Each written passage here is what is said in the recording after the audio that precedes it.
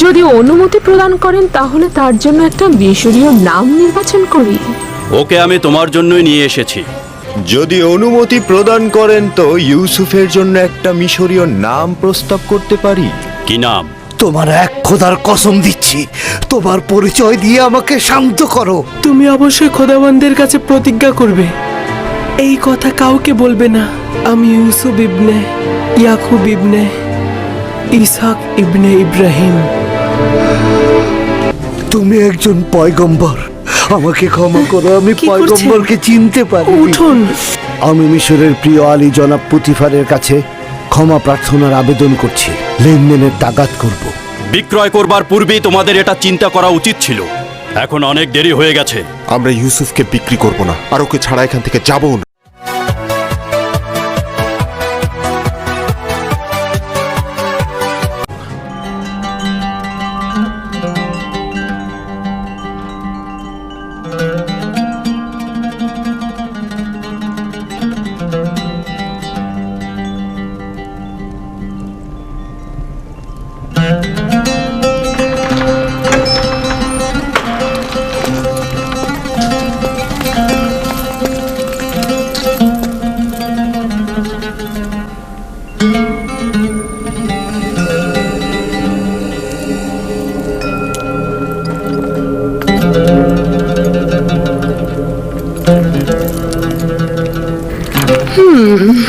নিশ্চয়ই খোদা তোমাকে নিজ হাতে তৈরি করেছে, আর কতটা সৌন্দর্য দিয়েছে সেটা কি তুমি জানো? রাজমহলের তত্ত্বাবধায়ক হানিফারকে ডেকে আনা হোক।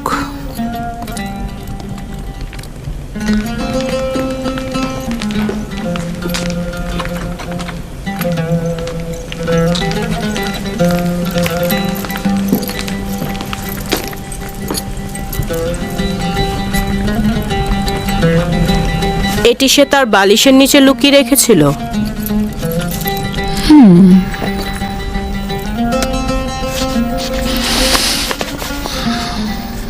আমার বানু, এটা ইউজারসিফকে কেনার সনদ।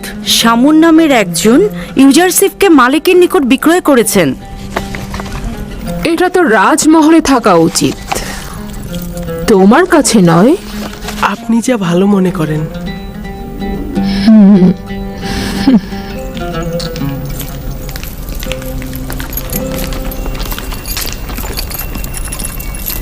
বলুন আমার বানু। ইউজারসিফকে তোমার কাছে অর্পণ করলাম। আমি চাই তাকে যথার্থ প্রশিক্ষণ দেয়া হোক। রাজমহলের চালচলন এবং আচার ব্যবহার তাকে শিক্ষা দেয়া হোক। এ ব্যাপারে আপনার ওপর আমার যথেষ্ট বিশ্বাস রয়েছে। আপনি ইউজারসিফকে সঠিক শিক্ষা প্রদান করতে পারবেন।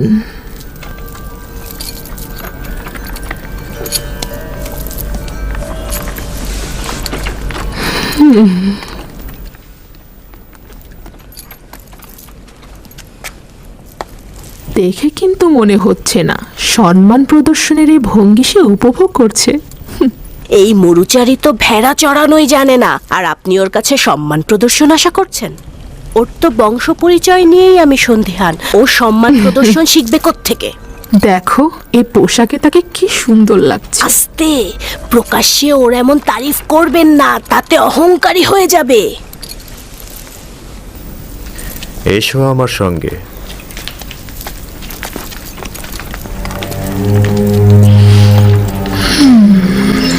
এতক্ষণ যে কামরাটিতে ছিলে সেটাতে বানু জুলেখা ও পুতিফারের একান্ত লোকজনই আসতে পারে।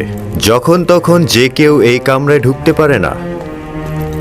এই কামরায় প্রবেশ করতে হলে তাকে অবশ্যই 7টি দরজা অতিক্রম করতে হবে। এই 7টি দরজা শক্তভাবে তালাবদ্ধ থাকে, আর তালাবদ্ধ অবস্থায় যে কেউ চাইলেই সেখানে প্রবেশ বা বাহির হতে পারে না। আর এই দরজাগুলোর চাবি শুধুমাত্র বানু জুলেখার কাছেই সংরক্ষিত থাকে। এই জায়গাটি হচ্ছে আমাদের রাজমহলের সবচেয়ে দৃষ্টিনন্দিত স্থান, আর এইখান থেকেই আমাদের প্রিয় মিশরের নীলনদ পর্যবেক্ষণ করা যায়। আর ওই পশ্চিমে মৃত ব্যক্তিদের দুনিয়াও দেখা যায় এখান থেকে।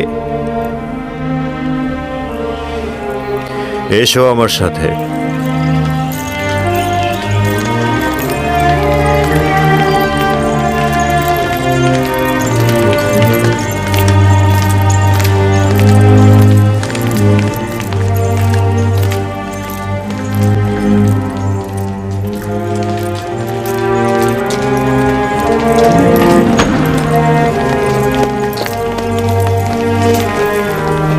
এটি বানু জুলেখার নির্দিষ্ট কামরা। তিনি অত্যন্ত দাম্ভিক ও অভিজাত পরিবারের সন্তান। তোমাকে সতর্ক থাকতে হবে, কখনোই তার ফরমানের অবাধ্য হওয়া যাবে না। চলো যাই।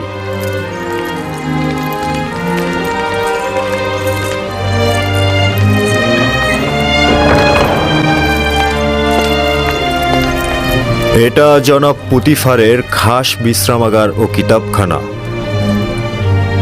জনাব পুতিফার হলেন মিশরের দ্বিতীয় শ্রেষ্ঠ ব্যক্তি। তোমাকে শিখতে হবে কিভাবে রাজ্যের সম্মানিত ব্যক্তিদেরকে কুর্নিশ করে সম্মান দিতে হয়। ও হচ্ছে সুপার, কিতাবখানা রক্ষক এবং জনাব পুতিফারের বইগুলোর বিশেষ পাঠক। চলো যাই।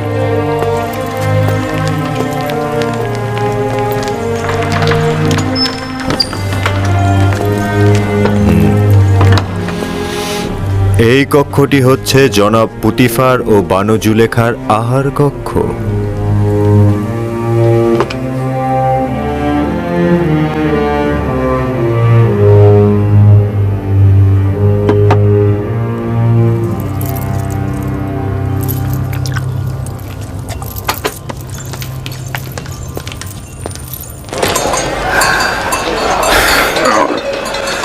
আমি যে করেই হোক ইউসুফকে নাজাত দেব, তার মুক্তির পথ খুঁজবো। এমন ভাবে বললেন যেন ইউসুফ জেলখানায় আর আপনি তাকে মুক্ত করবেন। কয়েদখানায় থাকা আর গোলামি করা তো একই। কিন্তু পুতিফারের রাজমহলে ওর মতো গোলাম আর একজনও নেই। যদি পাখির জন্য আকর্ষণীয় খাঁচা বানানো হয়, তবে কি সেটা পাখির জন্য খাঁচা নয়? ইউসুফকে মুক্ত করে ইয়াকুবের কাছে নিয়ে যাব। এর আগে আমি কিছুতেই মিশর ত্যাগ করব না। কিন্তু আপনি দেখেছেন পুতিফার আর ওর স্ত্রী ওকে কতটা ভালোবাসে। কিন্তু ইয়াকুব নবীর তুলনায় তা নগণ্য। ইউসুফের বিচ্ছেদে না জানি ইয়াকুবের কি অবস্থা হয়েছে। কিন্তু মালিক, ইউসুফ তো নিজেই বলেছে তার মিশরে আসাটা খোদাবন্ধের ইচ্ছায়। এটি আমার সর্বশেষ বাণিজ্য। যত দ্রুত সম্ভব জিনিসপত্র বিক্রি করে ব্যাবেলে ফিরে যাও। কি?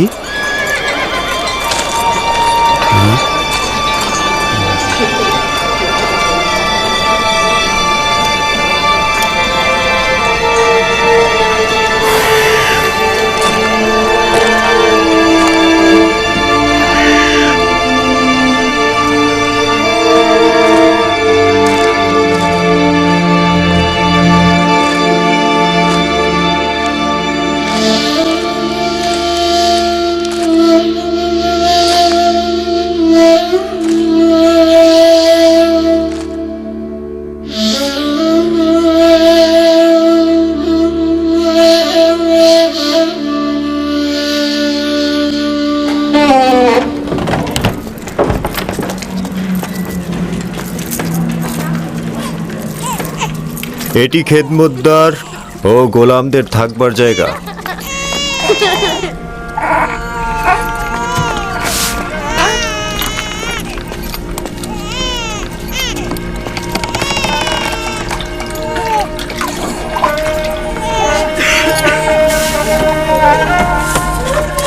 জনাব হানিফার এসেছে, জনাব হানিফার এসেছে, জনাব হানিফার এসেছে। এরা সকলেই জনাব পুতিফারের রাজমহলের খেদমতদার। এরা মহলের বিভিন্ন অংশে কাজ করে থাকে। কেউ কেউ প্যাপিরাসের খামারে কাজ করে, আবার কেউ কেউ তুলা চাষও করে।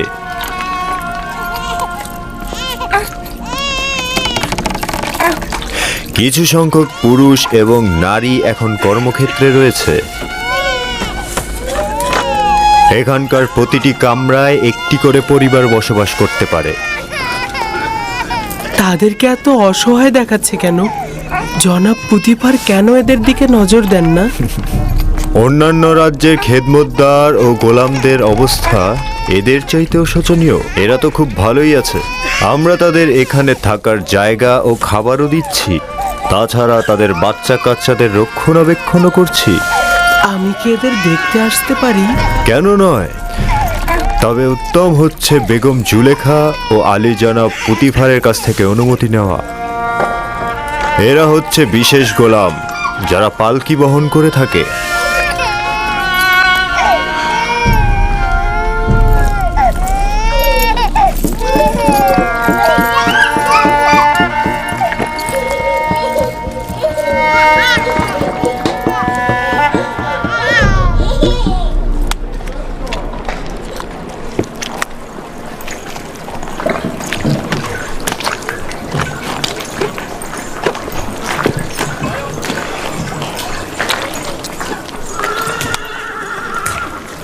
এখানে প্যাপিরাস থেকে লেখার কাগজ তৈরি হয়। আলী জনাব হানিফার ওপর দরুদ বর্ষিত হোক। এটা প্যাপিরাসের কাগজ, এটাতেই লেখা হয়। আমরা লেখার জন্য পশুর চামড়া ব্যবহার করতাম। এটা কিন্তু পশুর চামড়ার থেকেও উত্তম। তুমি কি লিখতেও পারো? যিনি আমাকে সৃষ্টি করেছেন তিনি লেখা শিখিয়েছেন। বাহ, বেশ ভালো। একজন গোলাম যদি লিখতে জানে সেটা মালিকের জন্য নিয়ামত স্বরূপ। তুমি কার কাছ থেকে শিখেছ বললে?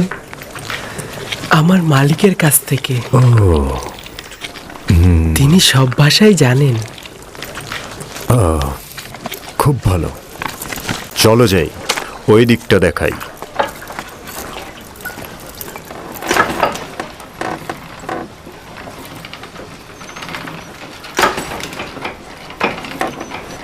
এটি হলো কাতান বুননের স্থান। কাতান কি? কাতান হচ্ছে সেই কাপড় যেটাকে কোমরে পেঁচিয়ে পরিধান করে থাকি আমরা, এবং এই কাপড়টা দিয়েই লেবাস তৈরি করি।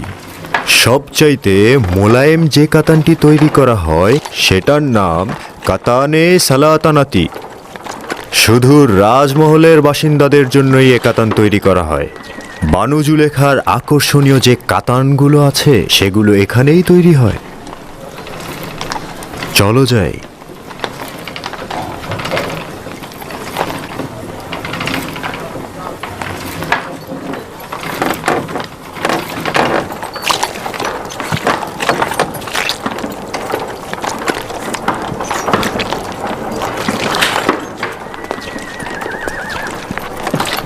দেখছো, এখানে মাটির জিনিস তৈরি হয়। আলী জনাবের উপর দরুদ বর্ষিত হোক। সেদিন ঘোড়ার গাড়ির সঙ্গে লেগে পানি সরবরাহের কিছু পাইপ ভেঙে গেছে, সেগুলো বদলে ফেলবে। এই রকম হলে চলবে তো? হ্যাঁ হ্যাঁ, দ্রুত করবে। ঠিক আছে, চিন্তা করবেন না, সব সময় মতন হয়ে যাবে।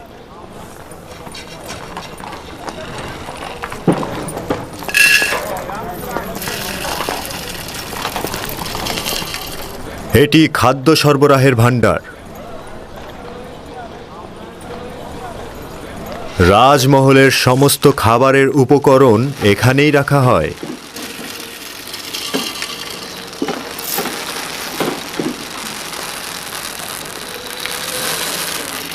তোমার মন কোথায় পড়ে আছে? ঠিক মতো কাজ করো।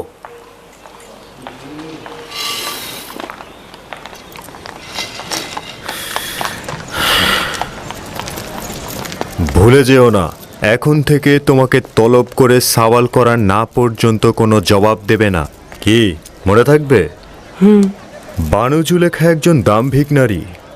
কখনো কখনো সে রাজসভার সদস্যদের সঙ্গেও কঠোর আচরণ করেন। ছেড়ে দাও, আমি এই কাজ করিনি। বিশ্বাস করো, আমি এই কাজ করিনি। আমাকে ছেড়ে দাও, আমাকে ছেড়ে দাও, আমি করিনি।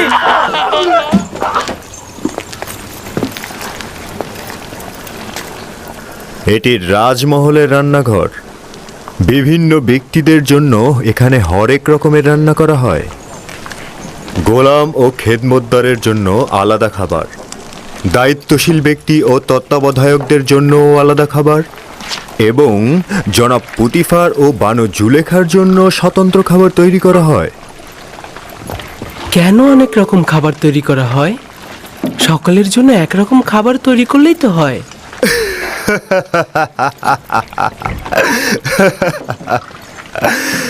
এটা কি করে সম্ভব?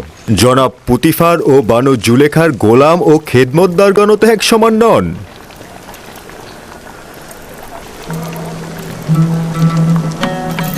ও হচ্ছে ইউজারশিপ। এখন থেকে ইউজারশিপই তোমাদের খাবার বন্টনে সহায়তা করবে।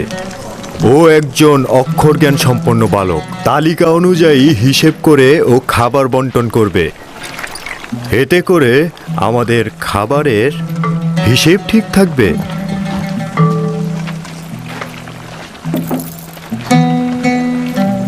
দেখেছো তোমাকে কত আগ্রহের সঙ্গে দেখছে, আর তোমার জন্যই এখানে জড়ো হয়েছে সবাই। তোমরা এখানে কি চাও? নিজেদের কাছে যাচ্ছ না কেন?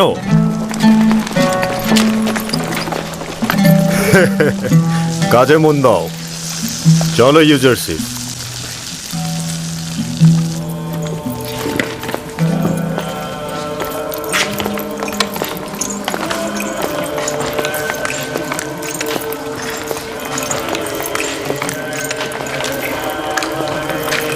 এইটা হলো রাজমহলের ইবাদতখানা, জনাব পুতিফার ও বানু জুলেখা। এবং রাজমহলের ব্যক্তিরা এখানে ইবাদত করেন।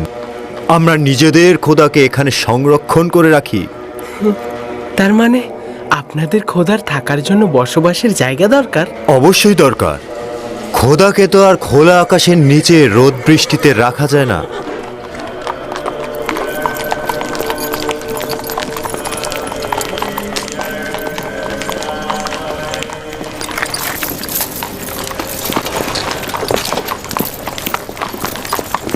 জনাবে মহান হানিফারের উপর দরুদ।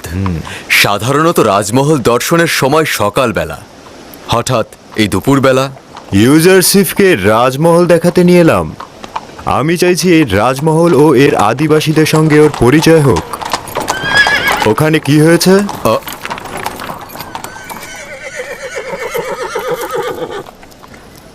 রাজমহল থেকে জোহর চুরি হয়েছে। এরা সকলেই রাজমহলের অভ্যন্তরীণ পাহারাদার। কেউ স্বীকার করছে না, কিন্তু একজন আরেকজনকে দোষ দিচ্ছে। তাই নাকি? চলো দেখছি ব্যাপারটা।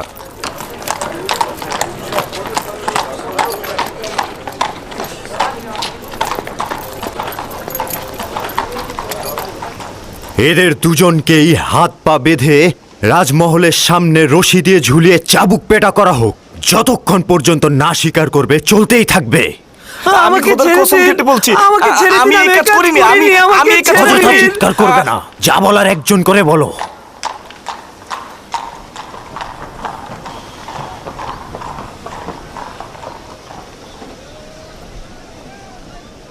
কিন্তু জনাব হানিফার, মহান খোদার কসম, আমি অপরাধী নই। সত্যি বলছি, আমি চুরি করিনি। আসলে যেদিন চুরি হয়েছে সেদিন তো আমি আসিনি, সেদিন তো আমি ছিলামই না, আমি চুরি করিনি। আমরা তো অবশ্যই দোষীকে খুঁজে বের করতে সক্ষম হব, তাই না? এর চাইতে উত্তম হবে দোষ স্বীকার করো, নয়তো পরিণতি খুব ভয়াবহ। সে বলেছে তুমি তার গাফিলতির সুযোগে খেদমত মহলে প্রবেশ করেছো। আমি প্রবেশ করেছি? আমি তো সেদিন আসিনি। ও মিথ্যে কথা বলছে, মিথ্যুক কথাকার। ভুল করেছি, তখনই ওকে ধরা উচিত ছিল আমার। আমি খোদার নামে কসম কেটে বলছি, আমি নিজ চোখে দেখেছি ওকে চুরি করতে। আমাকে আর কেউ দেখলো না, শুধু ও দেখলো? এটা হতে পারে? একজন পাহারাদারের দায়িত্ব খিদমত মহলে কে প্রবেশ করছে এবং বের হচ্ছে তার নজর রাখা। তোমার ঘুমানো উচিত হয়নি। তুমি দোষী, কেননা তুমি কাজের সময় ঘুমিয়েছ, আর তোমার পক্ষে কোনো সাক্ষীও নেই। কিন্তু আলী জনাব, আমি সত্যি করে বলছি, আমি চুরি করিনি। দুঃখিত। নিনিফার কোপাতাকে আজাদ করুন এবং ওকে জেলখানায় পাঠিয়ে দিন। আলী জনাব, আমি চুরি করিনি, আমি চোর নই, আমি সত্যি বলছি। আপনারা আমাকে রহম করুন, খোদার কসম কেটে বলছি। আমি তোমার জবান বন্ধ করো। নীলিফার, তুমি খোদার ক্রোধে আগুনে জ্বলবে। কেন সত্যি বলছো না? আলী জনাব, আমি চুরি করিনি, আমি সত্যি বলছি, খোদার কসম। আমি চোরকে শনাক্ত করতে পারবো। না পুত্র আমার, এটা তোমার কাজ নয়। আমি আপনাদেরকে নিশ্চয়তা দিচ্ছি। আপনারা কি চোরকে শনাক্ত করতে চান না? চাই, কিন্তু তুমি কি করে চোরকে শনাক্ত করবে? আমার আব্বাজান শিখিয়েছে, তিনি ফয়সালা নির্ধারণে দক্ষ ছিলেন।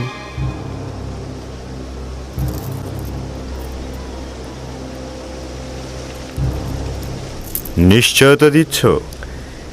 জি জনাব হানিফার, চাইলে পরীক্ষা করুন। খুবই ভালো।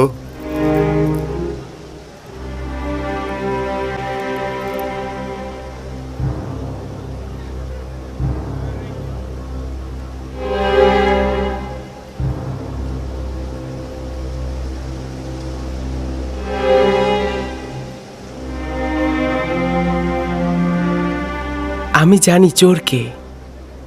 আমি আশা করছি সে নিজে থেকে দোষ স্বীকার করে তার শাস্তি কমিয়ে নেবে। আসলে যেদিন রাজমহলে চুরি হলো সেদিন আমার পাহারার দায়িত্বই ছিল না। আমি তো সেদিন আসিনি। আমি যে চুরি করিনি এটার কোনো সাক্ষী নেই, তবে সত্যি করে বলছি আমি নিজ চোখে নীলিফারকে চুরি করতে দেখেছি, খোদার কসম। আমি গুনাহগার ব্যক্তিকে শনাক্ত করতে সক্ষম হয়েছি, আর কিছুক্ষণের মধ্যেই আমি তা প্রমাণ করে দেব। জনাব হানিফার, আমি চোরকে শনাক্ত করে ফেলেছি। আপনি অবশ্যই তার গর্দানটা কেটে ফেলবেন। আমি শুধু চাইছি তাকে শনাক্ত করতে, একবার শুধু শনাক্ত হোক। তাকে কোনরূপ ক্ষমা করা হবে না, শুধু শনাক্ত করুন। জনাব রুদামুন, এই দুজনকেই বাগিচার কাছে নতজানু করা হোক।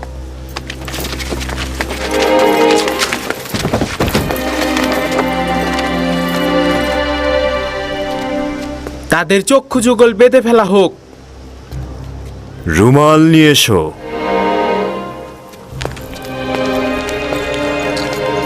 তার হাত বেঁধে ফেলো।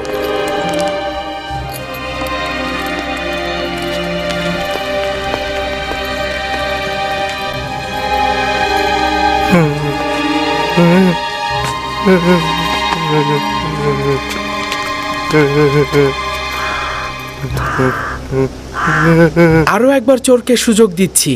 তুমি নিজে থেকে দোষ স্বীকার করো, শাস্তি কম পাবে।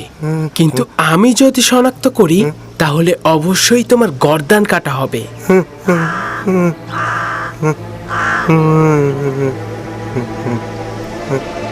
সেই চোর, আপনার তরবারি বের করুন।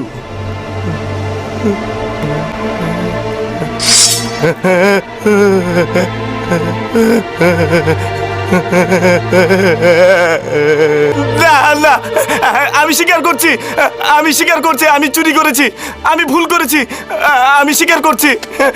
জনাব রুদামুন, আমি স্বীকার করছি, আমি চুরি করেছি। তুমি নিজেও চিন্তা করনি যে এত তাড়াতাড়ি স্বীকার করবে। শাবাশ ইউজারশিপ, শাবাশ। তাকে নিয়ে যাও।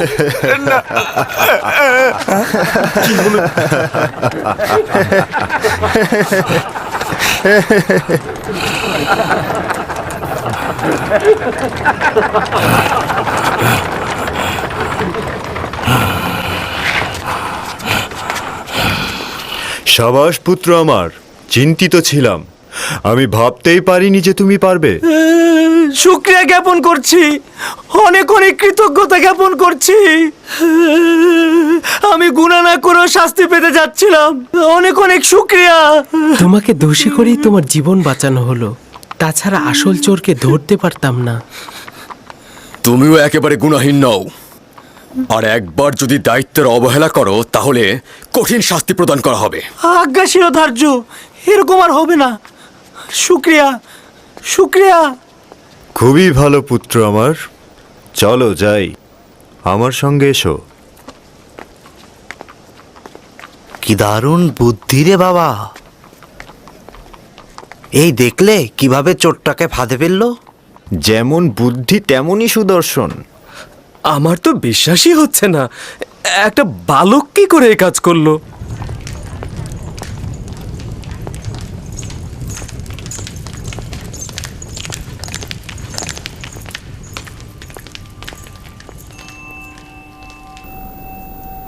সে তো ভেবেছিল আমরা তার শিরচ্ছেদ করছি। সঙ্গে সঙ্গে সে তার জায়গা থেকে উঠে দাঁড়ালো এবং গুনাহ স্বীকার করে নিল। সে তো ভয়ে বলতে থাকলো যে না না, শিরচ্ছেদ করো না, গুনাহ আমি করেছি, আমি চুরি করেছি, আমি আমার দোষ স্বীকার করছি। ইউজারশিপের এই চতুরতা দেখে সবাই তো একদম অবাক হয়ে গেল। কেউ তো চিন্তাও করতে পারেনি তার মতো একটা বালক এত তীক্ষ্ণ বুদ্ধি সম্পন্ন। আমি অবশ্যই জনাব পুতিফারের কাছে মূল্যবান হাদিয়ার জন্য শুকরিয়া জ্ঞাপন করব। ইউজারশিপ খুব বুদ্ধিমান এবং অক্ষর জ্ঞান সম্পন্ন বালক। আজ থেকে কেউ অতিরিক্ত খাবার নিতে পারবে না। যার যতটুকু দরকার ততটুকুই হিসেব করে খাবার বিতরণ করবে সে। একজন অক্ষর জ্ঞান সম্পন্ন গোলাম তার মালিকের কাছে নেয়ামত স্বরূপ। ইউজারশিপের বিশ্রামাগার কোথায় নির্ধারণ করেছেন? এখনো সিদ্ধান্ত গ্রহণ করিনি। গোলামদের থাকার জন্য নির্ধারিত স্থান রয়েছে, এখানে সিদ্ধান্তের কি দরকার?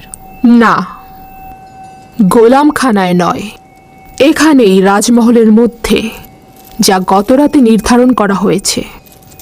ইউজারসিফ, তুমি কি রাজি আছো? শুক্রিয়া জ্ঞাপন করছি। যদি অনুমতি দান করেন, আমার শোবার জায়গা রাজমহলের গোলামদের মধ্যে হলে উত্তম হবে। আমি বলবো তুমি কোথায় এবং কাদের সাথে জীবন গড়বে। বুঝতে পেরেছো? জি। বানু, রাজমহলে একজন গোলামের উপস্থিতি নিয়মের বরখেলাপ। এতে করে অন্যান্য গোলামরা ঈর্ষান্বিত হয়ে উঠতে পারে। যখন আমি এবং এই মহলের প্রভু পুতিফার তার প্রতি আকৃষ্ট হয়েছি, তখন আর কারো হক নেই তার প্রতি দৃষ্টি দেওয়ার।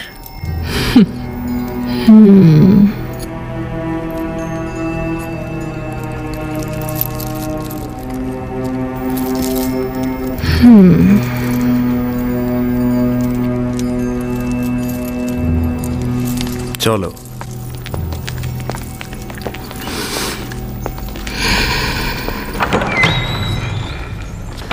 ইউজারসিফ, পুত্র আমার কোনো পুত্র সন্তান নেই।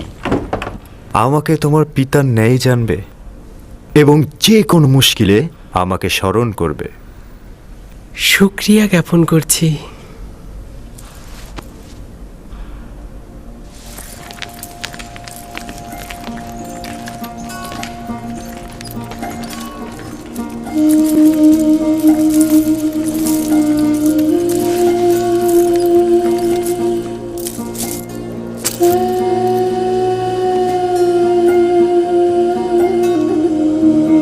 বেচারা আব্বাজান আমার,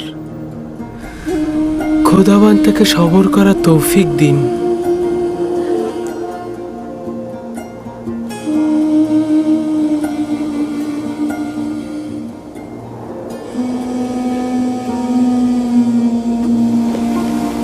হে কানানের নেকড়ের পাল, তোমাদের বলছি, হে কানানের সমস্ত নেকড়ের পাল, তোমরা নিশ্চুপ কেন? আব্বাজান, নেকড়িগুলো কি কথা বলতে পারে? না আমার পুত্র, তবে খোদা তাআলা যদি চান তবে নেকড়েরা অবশ্যই উত্তর দেবে।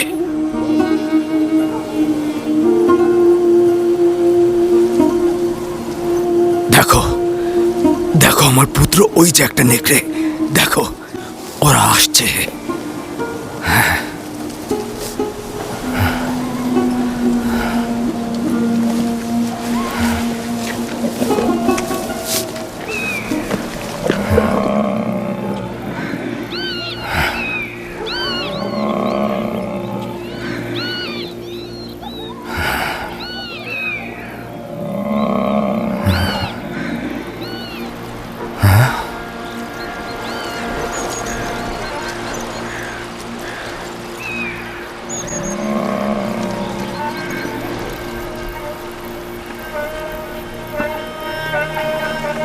ওই যে দেখো, আব্বাজান আসছে।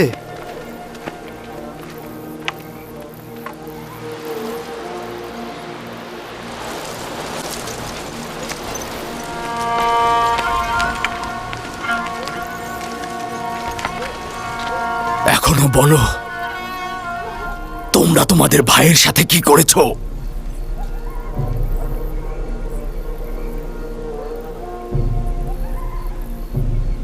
কি হলো বলো? কথার উত্তর দিচ্ছ না কেন লাভি?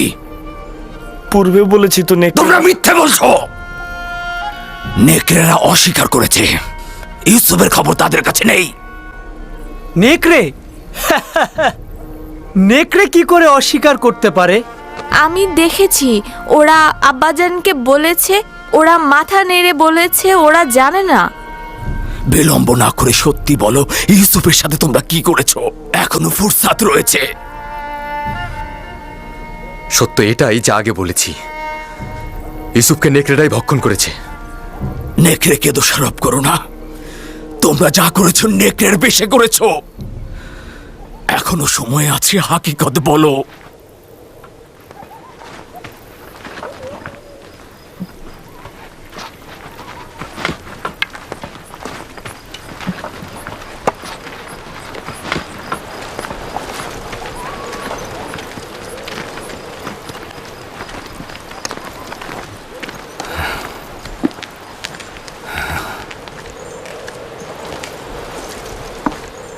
আপনারা সবাইকে তওবা পড়া ফুরসাত দেন না। এখনো সময় রয়েছে, তোমরা তওবা পড়ে গুনাহ কবুল করো।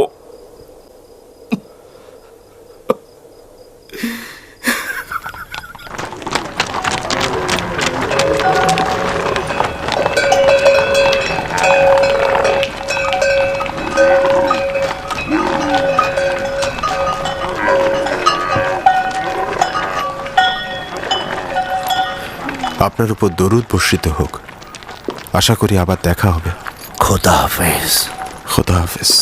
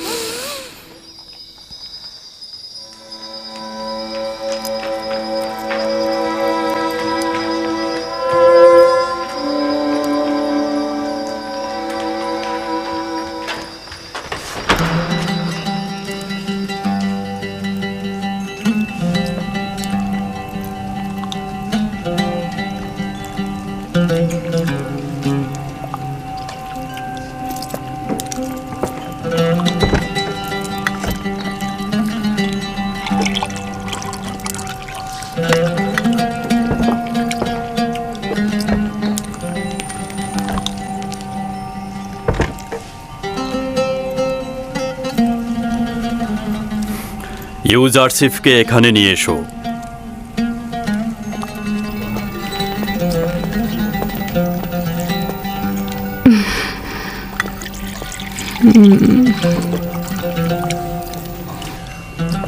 এতদিন তোমার সঙ্গে জীবনযাপন করে আমি উপলব্ধি করলাম যে আমি কখনো সন্তানের অধিকারী হব না। আমি তোমাকে জননীর নিয়ামত থেকে বঞ্চিত করতে চাই না।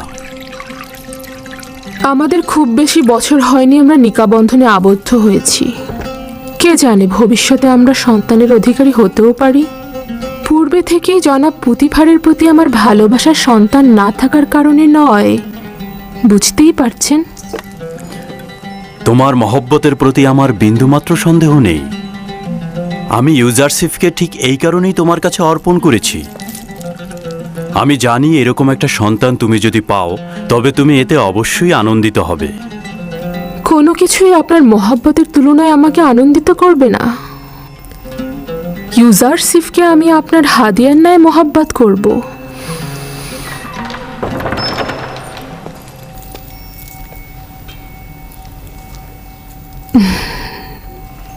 ভাবছি আমরা যদি কখনো সন্তানের অধিকারী হই তবে সে ইউজারশিফের মতো সুদর্শন ও বুদ্ধি সম্পন্ন হবে। আমার মনে হয় সে ইউজারশিফের মতো তীক্ষ্ণ বুদ্ধিসম্পন্ন নাও হতে পারে। তুমি এমন কি করেছো যে বানু জুলেখা তোমার এত তারিফ করছে? আজকে ইউজারশিফের চতুরতা জওহর চোরকে ধরার জন্য সকলকে হতবাক করে দিয়েছে। আলী জনাব, আজ রাজমহলের সর্বত্র ইউজারশিফের বুদ্ধিমত্তার প্রশংসা হচ্ছে। সকলে বলা বলি করছে ইউজারশিফের কারণে একজন নির্দোষ ব্যক্তি মুক্তি পেয়েছে। প্রথম দিনই ইউজারশিফ এটা প্রমাণ করলো যে বানু জুলেখার উপযুক্ত সন্তান হতে পারবে সে।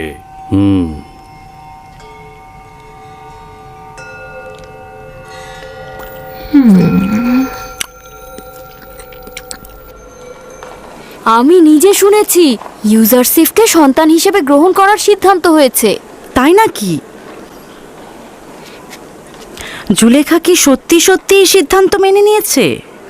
না, মুখে কিছু বলেনি, তবে রাজি আছে মনে হলো।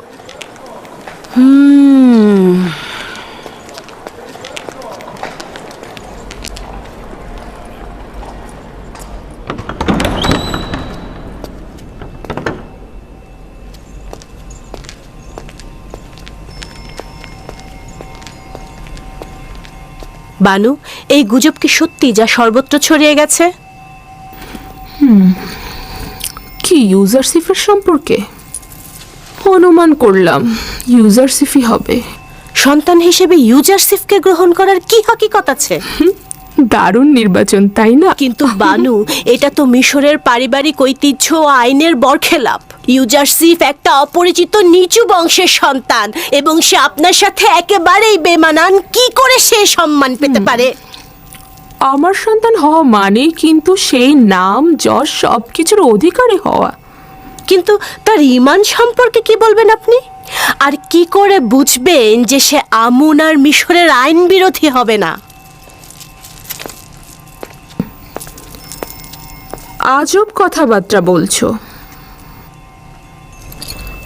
নাজুক এবং নমনীয় চারা গাছকে খুব সহজেই আকৃতি পরিবর্তন করানো যায়। আশা করি সিদ্ধান্তটি আবার ভেবে দেখবেন। এটি মঙ্গলজনক নয়। আমি নিজ সিদ্ধান্ত গ্রহণ করেছি। তোমাকে যেটা বলা হয়েছে তুমি শুধু তাই করবে, বোঝা গেল? তাহলে একটু শুনুন, শেষ কথাটা বলি। আমি আজ আমুন মন্দিরের একজন ধর্মযাজকের কাছে গিয়েছিলাম এবং তাকে ইউজারসিফের বর্ণনা দিয়েছি। শুনবেন কি বলেছে সে? সে বলল, এই বালক জুলেখার দুশমন। সে হবে জুলেখার জীবন নাশকারী এবং আপনার খোদা থেকে আপনাকে দূরে সরিয়ে দেবে। সে আপনাকে বিভ্রান্ত করবে এবং ধর্মযাজকের মতে আপনি ভিন্ন খোদার পূজারী হবেন। এই বেহুদা কথাবার্তা বলার অর্থ কি? তুমি কি বলছো? সে কেবলই একজন বালক, তাকে আমার মতো করে যেমন ইচ্ছা তেমন করে গড়ে তুলতে পারবো। আগামীকাল থেকে তাকে সজ্জিত করে আমার কাছে নিয়ে আসবে।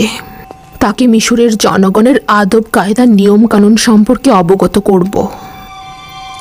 তুমি আমাকে সাহায্য করবে। আমার সকল চিন্তা আপনার জন্য, কিন্তু আপনার ইচ্ছা যদি এরকমই হয় তাহলে ঠিক আছে। তবে আমাকে কিন্তু পরে কিছু বলতে পারবেন না।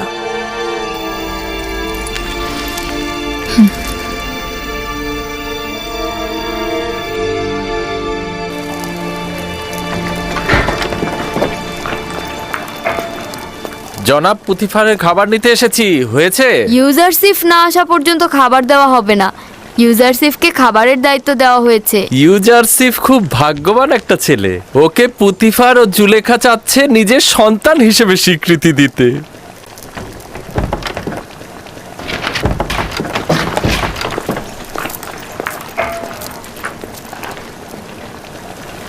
রাজমহলের লোক সংখ্যার পরিমাণ এতে দেয়া আছে। ইউজারসিফ নাও। ও যাকে যতটুকু খাবার দিতে বলবে সেই মোতাবেক খাবার বিতরণ করবে।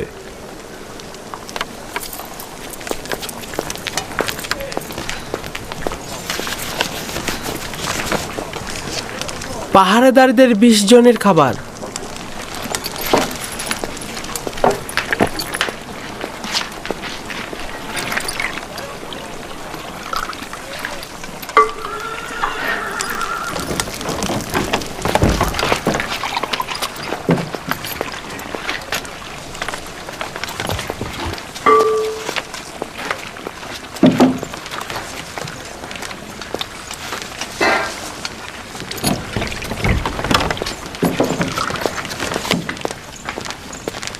পুরোহিত 20 জন। ইবাদতখানায় পুরোহিতের সংখ্যা 5 জন, তবে 20 জন কেন? ইবাদতখানার খোদার কি খাবারের প্রয়োজন নেই? তার মানে তোমাদের খোদাও কি খাবার গ্রহণ করে? না, খাবার খায় না। কিন্তু তার সামনে কি খাবার দেওয়া উচিত নয়, যাতে বান্দাদের খাবারের বরকত বাড়ে? ভালো কথা। খোদা বরকত দান করার পরে এই খাবারগুলো কারা গ্রহণ করে? খাবারগুলো খোদার বরকত দেবার পর ওইখানে থাকা খোদার ইবাদতকারী আর আমরা খাদেমরা খেয়ে থাকি। এইভাবেই পুরোহিতরা অন্যদের থেকে 4 ভাগ বেশি খেয়ে থাকে। হ্যাঁ, আর এই কারণেই পুরোহিতরা এত মোটা হয়ে থাকে। পুরোহিতগণ ও ইবাদতখানার খেদমতকারীগণ এই জন্যই খোদার বরকতে অধিকতর মোটা হচ্ছে। আর এই কারণেই রাজমহলের অনেকেই খাবার পায় না। ভালো বলছো। আর এভাবে খোদা যদি বরকত না দেন তাহলে ওরা শুকিয়ে যাবে। ভাগ্যিস খোদাতলা খায়, না খেলে যে কি অবস্থা হতো।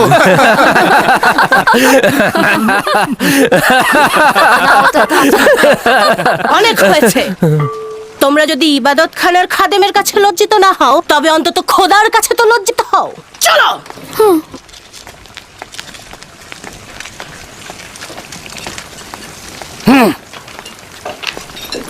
দেখবে উনি গিয়ে ইউজারসিফের নামে ষড়যন্ত্র করবে। এখানে ইবাদতখানার পুরোহিত ও খেদমতদারের সংখ্যা 5 জন উল্লেখ করা হয়েছে। এর বেশি খাবার দেওয়া উচিত হবে না। এসব নিয়ে তোমাকে মাথা ঘামাতে হবে না, আমরা সব সময় 20 জনের খাবার নিয়ে থাকি।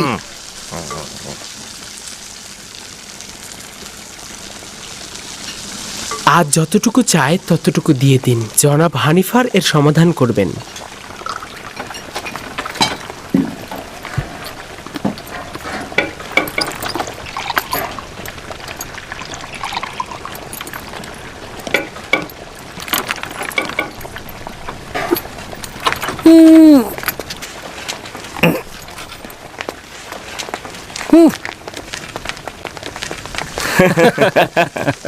খোদার নামে খাবারগুলো পুরোহিতদের পেটেই যায়। কিন্তু এটা নিয়ে এখন পর্যন্ত কেউ প্রতিবাদ করেনি। সাবাস পুত্র, সাবাস পুত্র, সাবাস। সাবাস। সেদিন নীলিফার আচ্ছা মতো অপদস্থ হয়েছে, আজ হলো খাদেমরা। বাপরে বাপ, সেই দিন নীলিফার কুপ্তাকে যেইভাবে চোর প্রমাণিত করলো। বালকটি সাহসী ও বুদ্ধিমান। এই হানিফার আসছে। কি ব্যাপার, কি করছো ইউজারসিফ? কোনো মুশকিল হয়নি তো আবার? না আলী জনাব, ওর সাথে ইবাদত খানার খাদেমদের বিরোধ হয়েছে। খাদেমদের অতিরিক্ত খাবার নেয় ও আপত্তি জানিয়েছে। কারি মামাও তখন এখানে ছিল। আমার মনে হয় পুরোহিতগণ এবং কারি মামা এই বালকটির বিরুদ্ধে ষড়যন্ত্র করবে।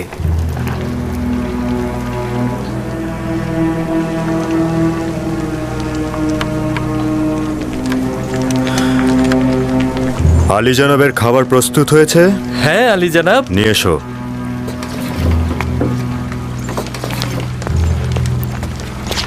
তুমিও এসো ইউজারসিফ। সবাইকে তালিকা অনুযায়ী খাবার বিতরণ করবে ইউজারসিফ না আসা পর্যন্ত। এসো।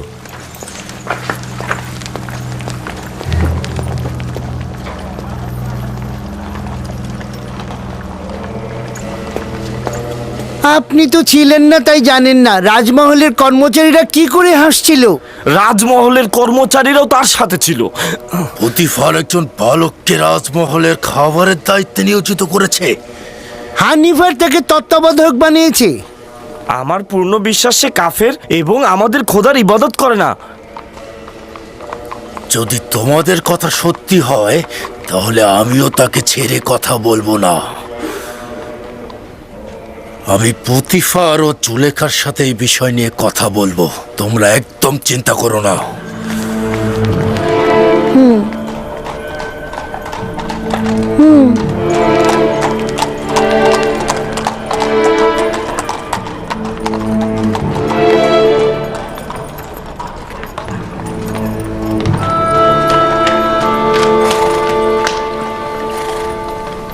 ইউজারসিফ, ইউজারসিফ, তোমার সঙ্গে কথা আছে।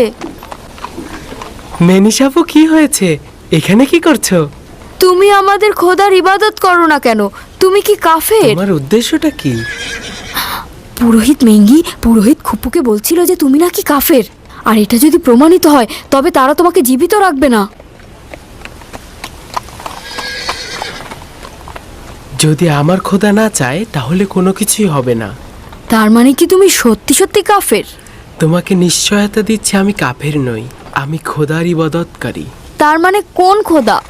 তোমার খোদা, আমার খোদা, আমাদের সকলের খোদা। খুবই ভালো, যাক আমি শান্তি পেলাম। তুমি কি জানো খোদা তাআলা তোমাকে নাজাতের জন্য আমাকে পাঠিয়েছে? আমাকে কিছু বললে? না না, আমি নিজের সঙ্গেই কথা বলছিলাম। কিছু হয়নি, তুমি যাও। এসো আমরা খেলা করি। আচ্ছা ঠিক আছে, আমি আসছি।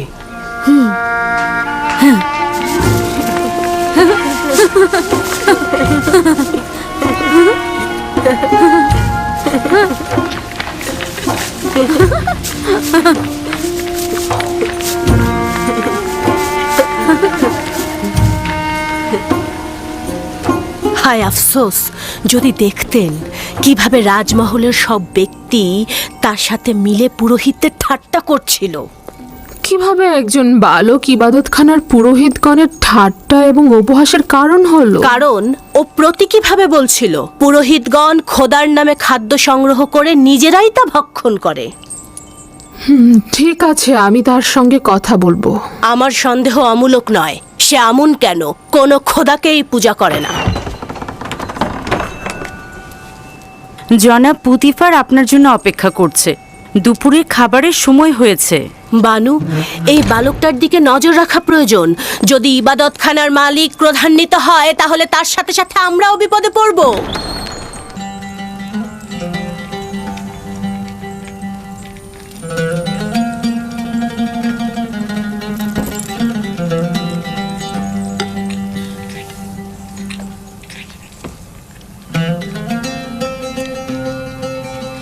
বাহ, সাবাস, অতুলনীয় খাবার।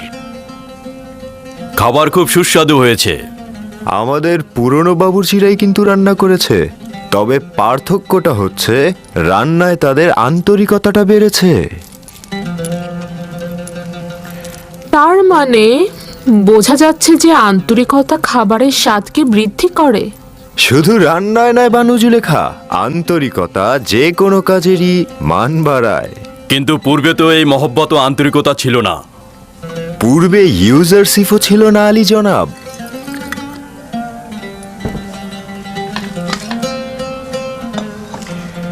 ইউজারসিফ, তুমি জাদুশাস্ত্র জানো নাকি? সবাইকে একেবারে মোহিত করে ফেলছো। জাদুশাস্ত্র? না বানু, এইটা কি? সে কাজকে ভালোবাসতে জানে, তার জাদু শেখার কোনো প্রয়োজনই নেই। আগামীকাল থেকে ইউজারশিপ রান্নাঘরের দায়িত্বের পাশাপাশি আমাদের খাবারের দায়িত্ব পালন করবে।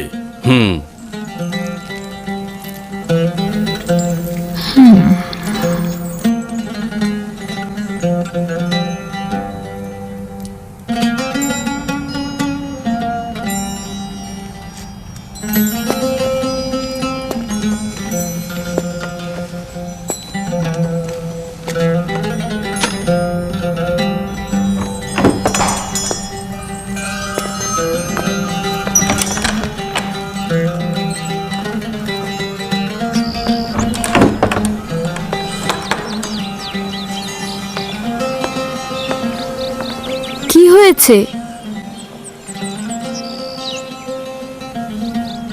দিনের পর দিন পুতিফারের এখানে গোলাম খেটে গেলাম। বছরের পর বছর তাদের সেবা যত্ন করে নিজের শক্তি অপচয় করেছি যেন পুতিফারের নজর কাটতে পারি আমি। আর এখন একজন এব্রানি বালক যে কিনা মরুভূমিতে ভেড়া চড়াতো, তাকেই পুতিফার সব দায়িত্ব দিয়ে দিল। এতে ইউজারসিফের দোষ কি? এ তো পুতিফারেরই সিদ্ধান্ত। তবে আমার মনে হয় না ইউজারসিফ এই দায়িত্ব পালন করতে পারবে। আমি এখন কি করব? আমাকে এখন মরুভূমিতে উটের দায়িত্ব দিবে, না হয় হয়তো পাথর খনিতে কাজে লাগাবে। আমি বলছি কি, তুমি ইউজারসিফের সাথে কথা বলো, হানিফারের সাথেও বলতে পারো। আমার মনে হয় কোনো একটা উপায় বের হবেই। হ্যাঁ, খাবার ঘরটা গুছিয়ে ফেলো, যাও।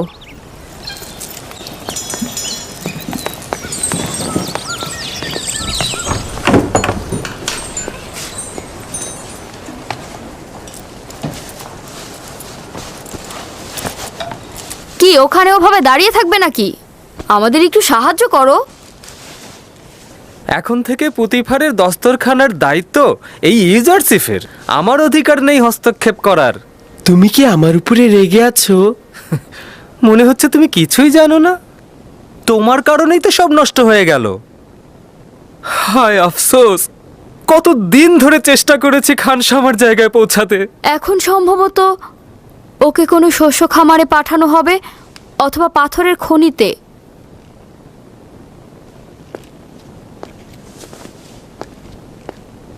খোদা তাআলা আমাকে ক্ষমা করুক। আমার অজান্তে তোমাকে কষ্ট দিয়ে থাকলে তুমি ক্ষমা করো। আমি তোমার জন্য কিছু করার চেষ্টা করব। চিন্তা করো না।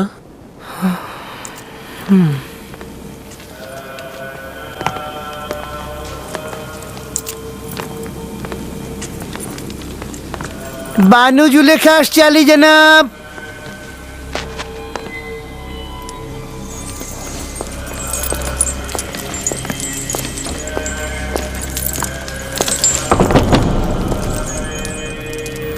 হঠাৎ করে জরুরি তলব কেন আলী জনাব খুফু? আফসোস হে বানু, আমার মন্দিরের সিদ্ধান্ত নেবে একজন তুচ্ছ বালক যে কিনা ভেড়া চড়াতো। আমার মনে হচ্ছে আপনার কোথাও বা ভুল হচ্ছে। এই বালকটি অপরিচিত। এই বালকের আচরণে মহান খোদার সঙ্গে দুশ্মনীর নিশানা দেখা যাচ্ছে। তাকে এই রাজমহল থেকে বিতাড়িত করুন, সেটাই ভালো হবে। ইউজারসিফ একজন বালক মাত্র, সে খোদার সাথে কি এমন দুশ্মনী করতে পারে? আমার এবং আপনার খোদা তো একজনই, সে কারণে বলছি অভিযোগটা সত্য হলে আমার চোখ এড়াতো না। আপনি আমনের মন্দিরের একজন ইলাহি এবং পতিফারের সহধর্মিনীও বটে। আপনার কাছে অন্যদের চাইতে প্রত্যাশাটাও অনেক বেশি। ইউজারসিফ আমাদের খোদা ও মন্দির সম্পর্কে অবগত নয়। প্রয়োজন হলে আপনি পুতিফারের সঙ্গে আলাপ করে দেখতে পারেন। ঠিক আছে।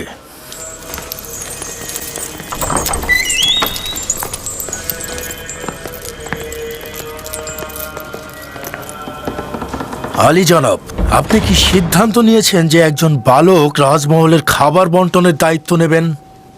ইউজারসিফ তো শুধু খাবার বন্টনের তালিকা দেখে খাবার বিতরণ করতে চেয়েছেন।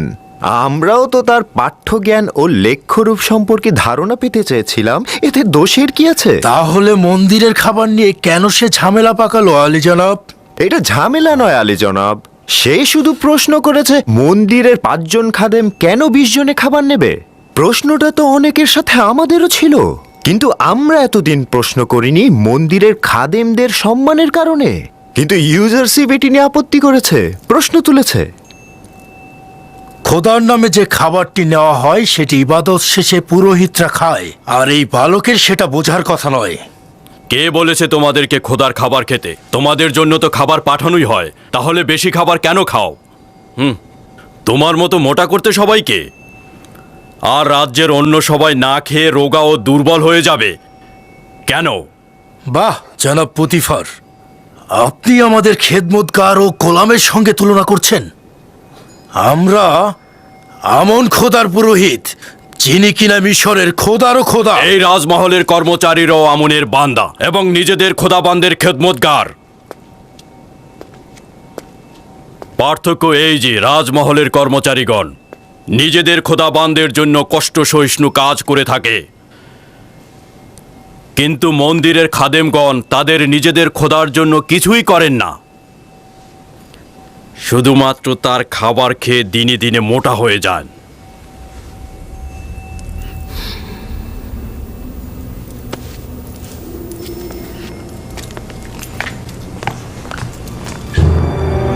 শুনুন তবে, আমি এই অবজ্ঞার সংবাদ আমন মন্দিরের মহান পুরোহিত অজ্ঞামোহরের কাছে পৌঁছে দেব।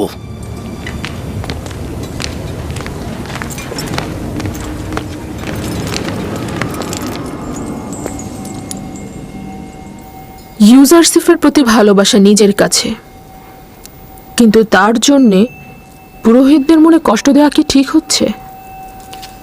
এটা ইউজারসিফের কারণে নয়, মিশরের দরবার ও আমন মন্দিরের মতবিরোধ শত শত বছর ধরে চলছে। মন্দিরের পুরোহিতদের স্বার্থপরতা দিন দিন বেড়ে যাচ্ছে আমার বানু। আমি আপনাদের সাথে মতবিরোধ করছি না, কিন্তু আমন মন্দিরের ইলাহি হিসেবে আমি চাইব ইউজারসিফকে এমনভাবে শিক্ষা দেওয়া হোক যাতে সে আমনের অনুসারী হয়, যেন দুশ্মন না হয়।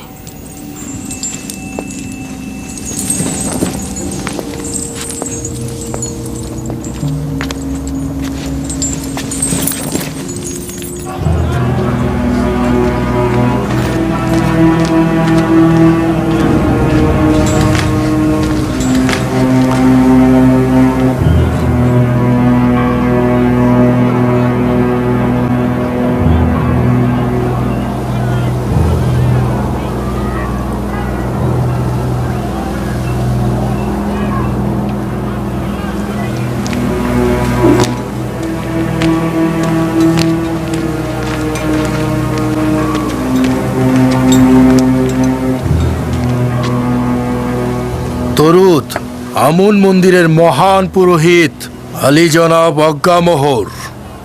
বলো কুপু, শুনছি। আমন মন্দিরের মহান পুরোহিতের কাছে একটি আর্জি নিয়ে এসেছি। আমাকে পুতিফারের রাজমহল থেকে অব্যাহতি দেয়া হোক। কেন, কি এমন ঘটেছে সেখানে? পুতিফারের রাজমহলে আমন ও আমন মন্দিরের সকল পুরোহিতদের নিয়মিত অবজ্ঞা করা হচ্ছে আলী জনাব। সকলে কাফের, বিশেষ করে পুতিফার সবচাইতে ইমানহীন অবস্থায় আছে আলী জনাব।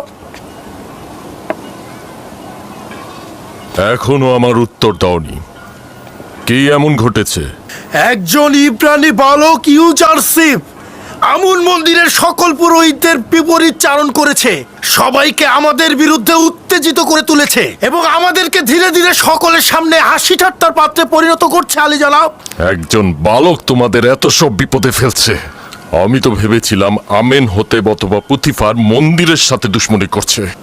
কল্পনাও করিনি একজন বালকের নামে নালিশ করবে। কিন্তু সে তো একজন মামুলি বন্ধ বালক। করো, বন্ধ করো। তোমার রাজমহল ত্যাগ করা উচিত হয়নি। কেউ জেনে ফেলার আগেই এক্ষুনি ফিরে যাও। পুতিফারের মহলেই তোমাকে বেশি প্রয়োজন। আমরা মিশরের প্রতাপশালী রাজাধিরাজ আমেন হতেবের উৎখাতের প্রতীক্ষায় আছি। আর এই সময় কিনা এক মহান পুরোহিত এক নগণ্য বালকের মোকাবেলায় পরাজিত হয়ে মাথা নিচু করে পালিয়ে এসেছে। লজ্জা করছে না তোমার? যাও, যাও এখান থেকে।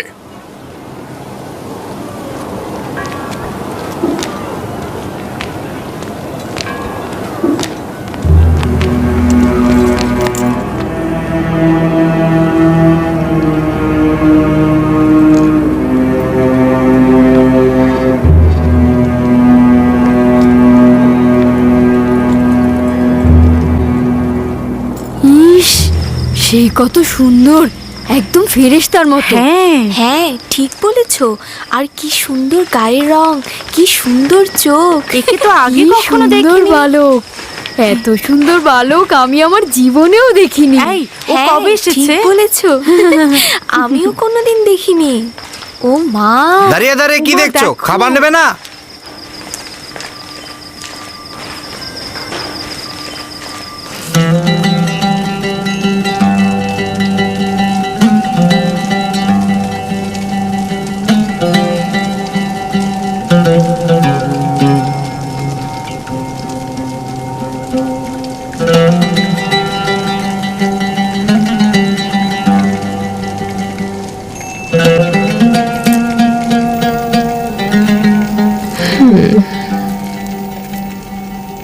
বাবা, বেশ সুসজ্জিত। নিশ্চয়ই তুমি করেছো ইউজারসিফ। আমাকে সামেনি শিখিয়েছে। ইউজারসিফ অত্যন্ত তীক্ষ্ণ বুদ্ধি সম্পন্ন। ইউজারসিফের এই সৌন্দর্য বোধ অবাক করার মতো। ইউজারসিফের এই সৌন্দর্য, জ্ঞান ও রুচিবোধ আমাকে সত্যিই একেবারে বিমোহিত করে ফেলেছে। বাবা, খুব সুগন্ধ আসছে। অনেক শুক্রিয়া ইউজারসিফ। তুমি কি গল্পের বই থেকে কিচ্ছা শিখেছো? হ্যাঁ শিখেছি, তবে আমার আব্বাজানের কাছ থেকে বেশি শিখেছি। তুমি আজকে রাত থেকে আমাকে গল্প শোনাবে, ঠিক আছে? গল্প? জনাবে পুতিফার সবসময় ঘুমানোর আগে কিচ্ছা শোনেন, না হলে তার ঘুম পায় না। এখন যে আমাকে গল্প শোনায় তার গল্প আর ভালো লাগছে না।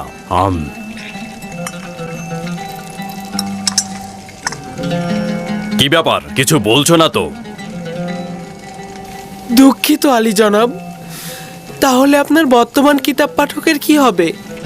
সুপার, ও ভিন্ন কোনো কাজে যোগ দেবে। আমি তো এখন তার বিপরীতেই কাজ করছি। এর জন্য সে অনেক কষ্ট পাচ্ছে আলী জনাব। এর কারণে আমারও অনেক কষ্ট হচ্ছে। আমি তাকে আর কষ্ট দিতে পারবো না। তোমার কল্পের দয়া ও মমতা আমাকে মুগ্ধ করেছে। তুমি বলতে চাচ্ছ সুপারকে আমি উত্তম কোনো পেশায় নিয়োজিত করব, এই তো? আপনি চাইলে তাদের পূর্বের চাকরি ফিরিয়ে দিতে পারেন। আমি চাই না আমার কারণে কেউ কষ্ট পাক। আমি কাউকেই কষ্ট দিতে পারবো না। চিন্তা করো না, হানিফারকে আমি বলে দেব সুপারকে যেন উত্তম কোনো কাজে নিয়োজিত করে, ঠিক আছে? আজ থেকে তুমি আমার কিতাবখানা সংরক্ষক ও কিতাব পাঠক। জনাব পুতিফার, ইউজারসিফকে কিন্তু আমাকে হাদিয়া হিসেবে দিয়েছিলেন, মনে আছে তো? আমাকে হাদিয়া দিয়ে তার কার্য নিজে উপভোগ করছেন। যদি তুমি সম্মতি না দাও তাহলে ইউজারসিফকে কোনো কাজেই নিয়োগ করব না। আমার অভিপ্রায় ছিল মজা করা। ইউজারসিফ তাই করবে যা এই মহলের খোদাবন চাইবেন। তার উচিত হবে সবসময় আপনার প্রতি কৃতজ্ঞতা জ্ঞাপন করা এবং কখনোই মেহেরবানির অপব্যবহার না করা। আমি সর্বদাময় নিজের জাহাপানা খোদাবন্দের কাছে কৃতজ্ঞ থাকব।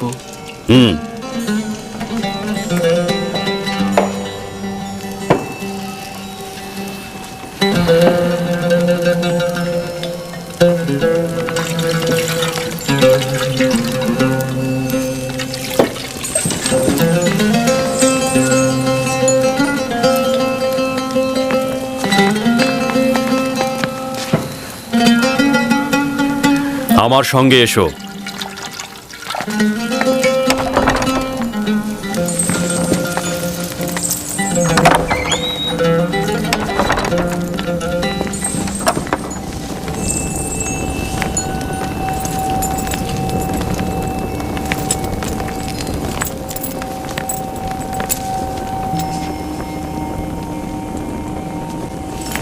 এটি অমূল্য রত্ন ভাণ্ডার, এর জন্য আমাকে যথেষ্ট পরিশ্রম করতে হয়েছে। এই কিতাব হয় আমি পাঠ করেছি, আর না হয় আমার কিতাব পাঠক সুপার পাঠ করেছে। জাহাপানা, আমাকে আজকে কোন কিতাবটি পাঠ করতে হবে?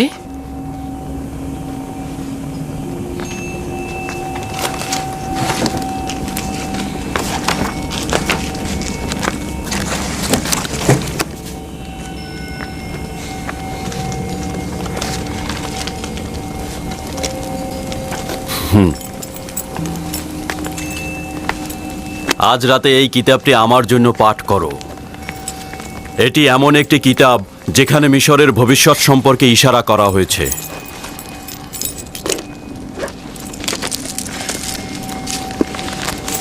অবগত নই যে কে এই কিতাব লিখেছে, তবে অসংখ্য চিন্তার খোরাক রয়েছে এই কিতাবে।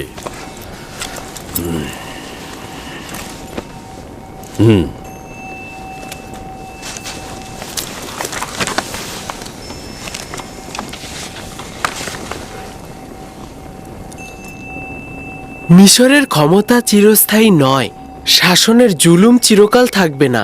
মিশরের মূল কাঠামোর আমল পরিবর্তন হবে এবং ধনী গরিবের জায়গাও পরিবর্তন হবে।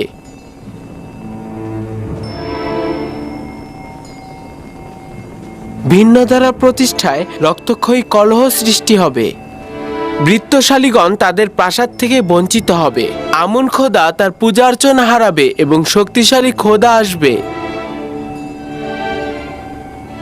হুকুমত জনগণের মধ্যে চলে আসবে এবং শক্তিশালী খোদার ইবাদত হবে। আমিও ধারণা করছি এই কিতাবের বাণী বাস্তব ক্ষেত্রে রূপায়িত হবে।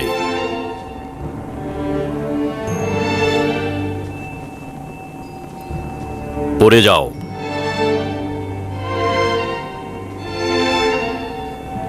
কি চিন্তা করছি ইউজারসিফ?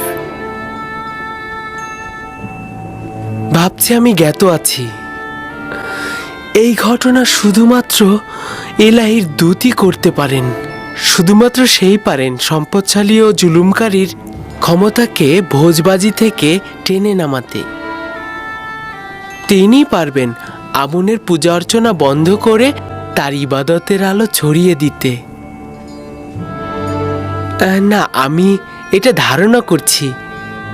তোমার কথায় বোঝা যায় তোমার চিন্তা চেতনা অনেক উঁচু মানের। এগুলো কোথা থেকে জেনেছো?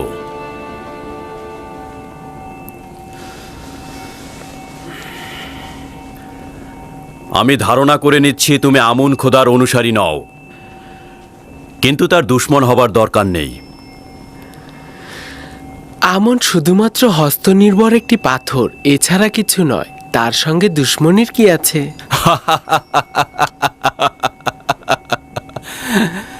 তুমি তো দেখছি আমুনকে খোদা হিসাবে মানুই না, আবার দুশ্মনের উপযুক্ত মনে করো না। যদি মহামান্য পুরোহিত অজ্ঞামোহর তোমার কথা শুনে, তাহলে নিজেই নিজের শ্বাসনালী চেপে ধরবে।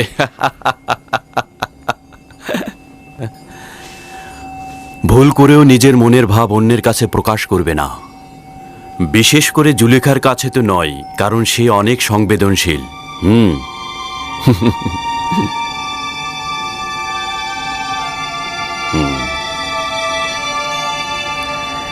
আলী জনাব, আমি জানতে পারি কি জাহাপানা কিসের অর্চনা করেন? পূর্বে সেও আমনের পূজারী ছিলেন, কিন্তু এখন বিষয়টি গোপন রেখেছেন। তুমি আমারটাও শুনে রাখো। আমুন মন্দিরের এই পুরোহিতদের দ্বারা আমি ত্যক্ত বিরক্ত।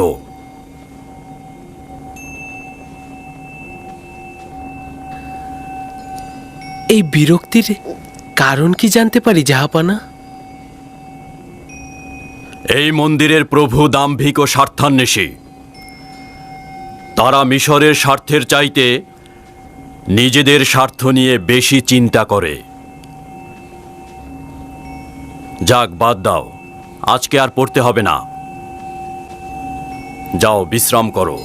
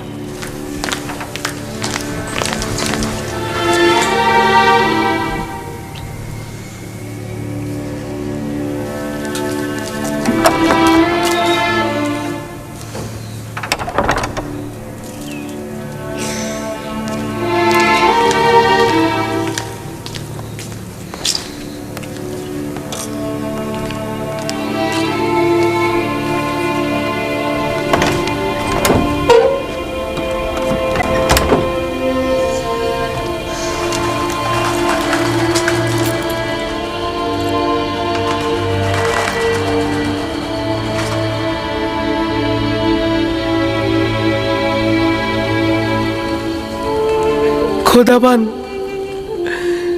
সকল বন্ধুদের জন্য শুভকামনা করছি। খোদাবান, পুতিফার, বানু জুলেখা, হানিফার, ম্যানিসাবু সহ সকলকে হেদায়েত করো। খোদাবান, আমার মা জননীর রুহের মাগফিরাত কামনা করছি।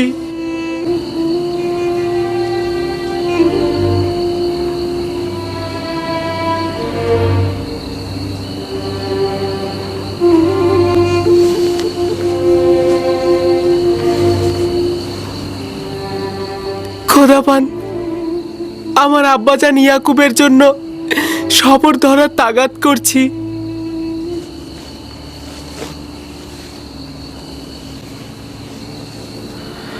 এই পিরানটি পরিধান করো আমার আব্বাজান। কিন্তু এই জামা তো আমার অনেক বড় হবে।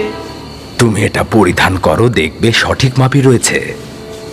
এটা পরার যার যোগ্যতা রয়েছে, সে যদি এটা পরে, তাহলে পিরানটি তার মাপেরই হয়ে যাবে। জানি বিচ্ছেদের দরদ খুবই কষ্টের, তাকে আমাকে ভুলতে সহযোগিতা করো।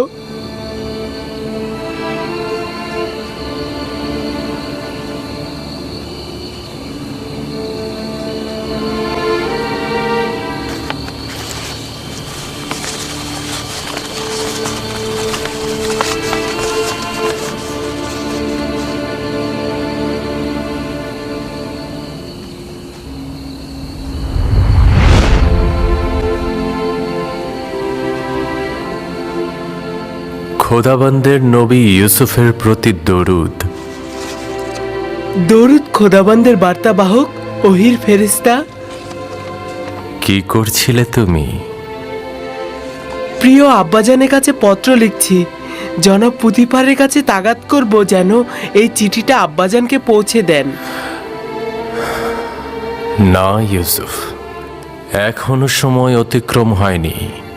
তোমার আব্বাজানেরও এই বিচ্ছেদ সহ্য করা উচিত। তাকে অবগত করলে কি হবে? অসংখ্য কারণ রয়েছে, তার মধ্যে একটি হচ্ছে তোমার সহোদরগণ। আচ্ছা, তোমার ভাইদের প্রতি কোনো আঘাত করার ইচ্ছে নেই তো ইউসুফ? কি আছে?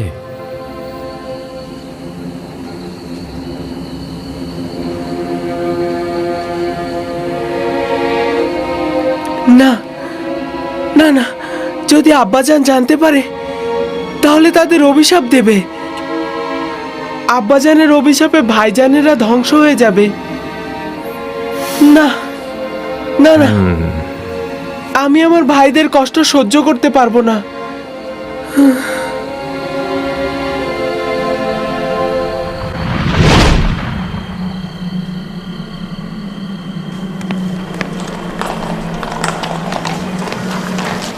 সিদ্ধান্ত হয়েছিল তোমাদের কোনো শস্য খেতে অথবা পাথরের খনিতে প্রেরণ করার, শুধু ইউজারশিপের কারণেই রক্ষা পেলে। আর ইউজারশিপের কারণেই গতকাল আলী জনাব পুতিফার আমাকে নির্দেশ দিয়েছেন তোমাদের উত্তম কোনো কাজে নিয়োজিত করতে।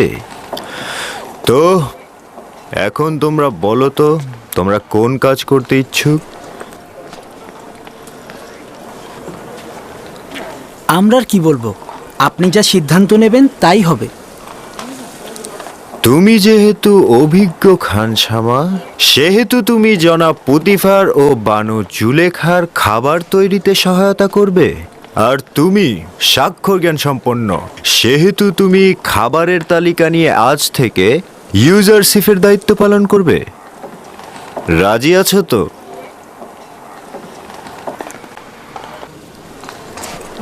জনাব তত্ত্বাবধায়কের নিকট অনেক অনেক ধন্যবাদ ও শুকরিয়া আদায় করছি। আমাকে নয়, ইউজারশিপকে শুকরিয়া বলো।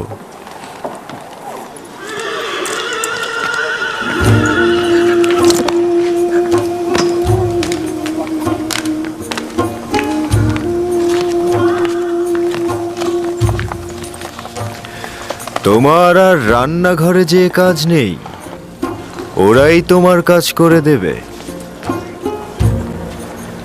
তুমি আমার সঙ্গে এসো।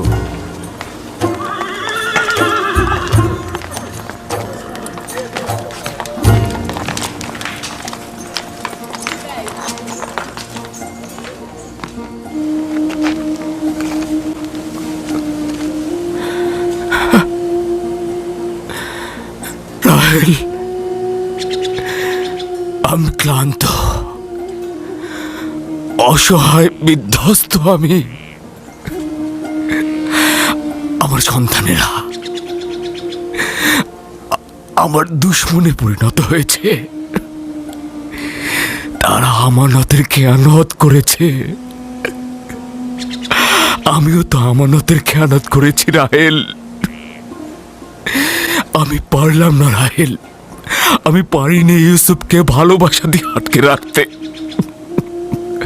আমি পারিনি রাহেল, আমি পারলাম না তোমার। যখন থেকে নিশ্চিত হয়েছি যে ইউসুফকে নেকড়ে খায়নি, তখন থেকে ইউসুফের প্রতীক্ষায় বসে আছি আমি।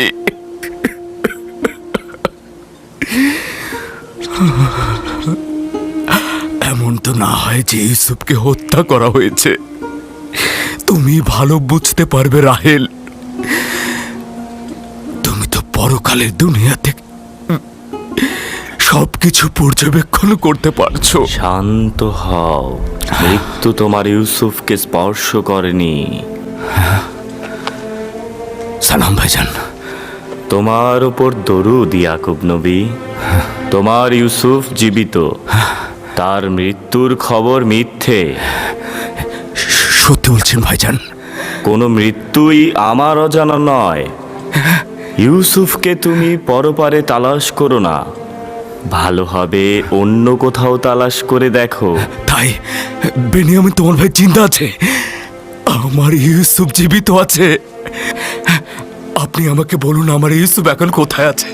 আমি শুধুমাত্র মৃত দুনিয়ার খবর রাখি।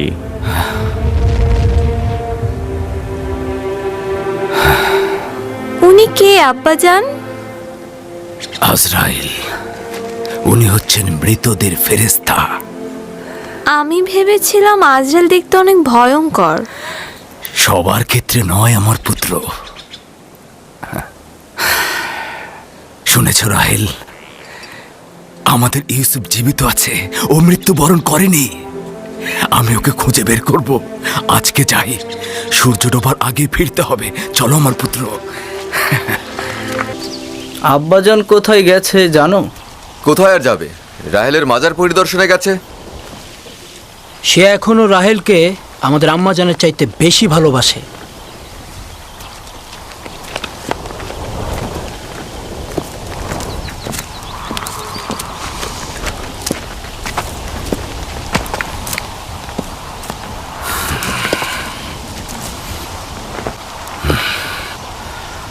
এখন কি তোমরা বলবে না আমার ইউসুফের সাথে কি হয়েছে?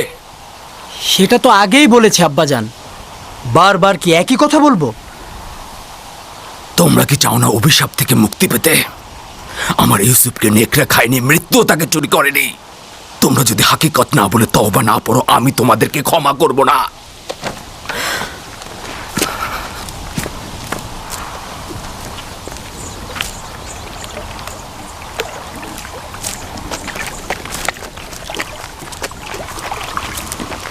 কোথায় গিয়েছিলে? আমার আম্মাজানের মাজারে। আব্বা ওইখানে বুঝতে পেরেছে যে ইউসুফ মারা যায়নি।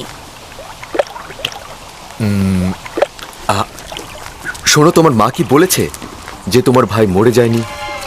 না, শুভ্র পোশাকের এক ব্যক্তি বলেছে। আব্বাজান বলেছে সে মৃত্যুর ফেরেশতা। পাগল হয়ে গেছে। তার কাজ হচ্ছে মরুচারী আর কল্পনা বিলাস। আপনারা পাগল হয়ে গেছেন। আপনারা মিথ্যা কথা বলেন। আমি আপনাদের পছন্দ করি না। ওই বেনিয়ামিন, ভাগ এখান থেকে।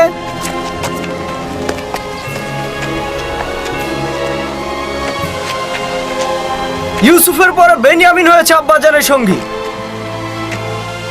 ইয়াহুদা, এখন আমরা কি করব? তুমি তো বলেছিলে সব ঠিক হয়ে যাবে, কিন্তু এখন তো সব ভুল প্রমাণিত হলো।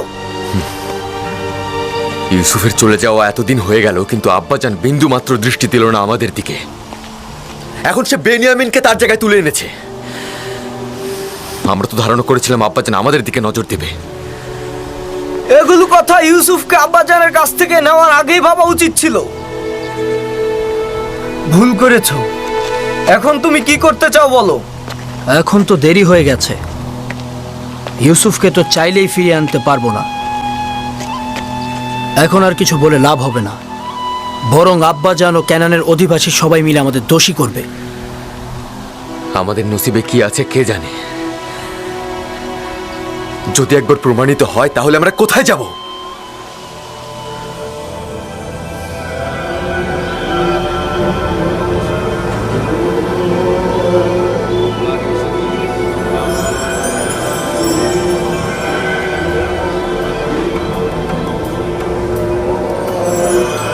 তাকে একজন আগন্তুক হিসেবে পরিচয় করিয়ে দিতে পারেন। বলবেন সে মহান খোদার দুশমন। তাকে এই ভূমি থেকে বিতাড়িত করার জন্য রাজমহলের ভূমিকা দরকার। একটা ভেড়া চড়ানো বালক রাজমহলের উপর, জনাব পুতিফারের উপর কি করে আধিপত্য বিস্তার করতে পারে? যে বালকটি গতকাল পর্যন্ত ভেড়ার বিষটা খেয়েছে, সে কিভাবে রাজমহলের পবিত্রতার সাথে অভ্যস্ত হতে পারে? আমি নিশ্চিত সে নাফরমানি করবে। পুরোহিতদের রাজমহলের অধিবাসীদের সাথে কথা বলতে বলবেন এবং তাদেরকে বুঝিয়ে বলতে বলবেন ইউজারসিফের জায়গা রাজমহল নয়।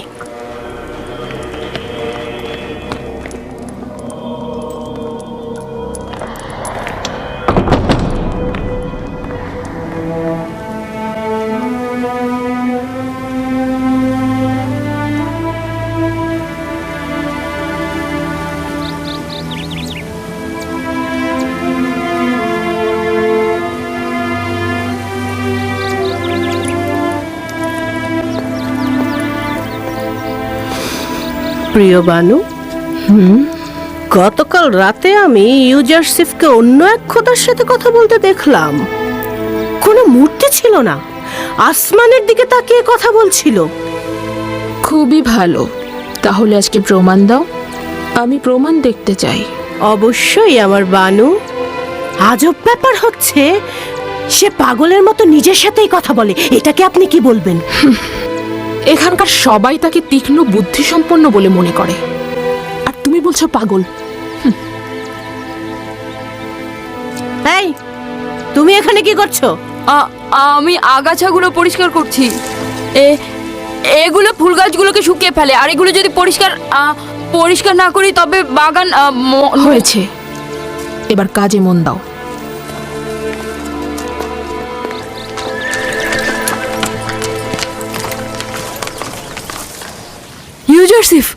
ইউজারসিফ, তুমি কোথায়? কি হয়েছে? আজ রাতে তোমার উপর নজর রাখা হবে। কে রাখবে? কারিমামা ও বানু জুলেখা। কারিমামা বলছিল তিনি দেখেছেন তুমি অন্য এক খোদার ইবাদত করছো, আর পুরোহিতরাও চাচ্ছে যেন তোমার উপর রাজমহলের সকলে খেপে যায়। সাবধানে থেকো, আমি যাই। ওইগুলো কি ছিঁড়েছ? তোমার জন্যই ছিঁড়তে হয়েছে। আমার?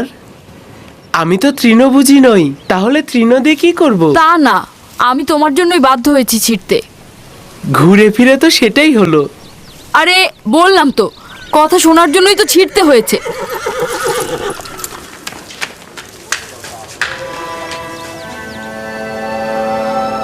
শুকরিয়া জ্ঞাপন করছি তোমার আনুকূল্যের জন্য।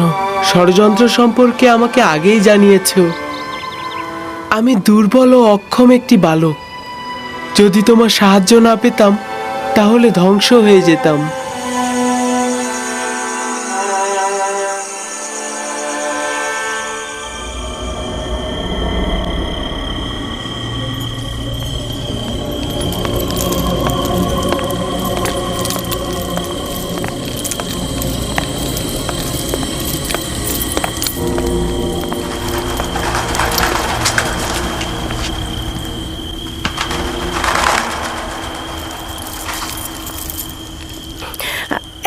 এখন ঘুমাচ্ছে, কিন্তু আমার মনে হয় সে মাঝরাতে উঠে নিজের খোদার প্রার্থনা করবে।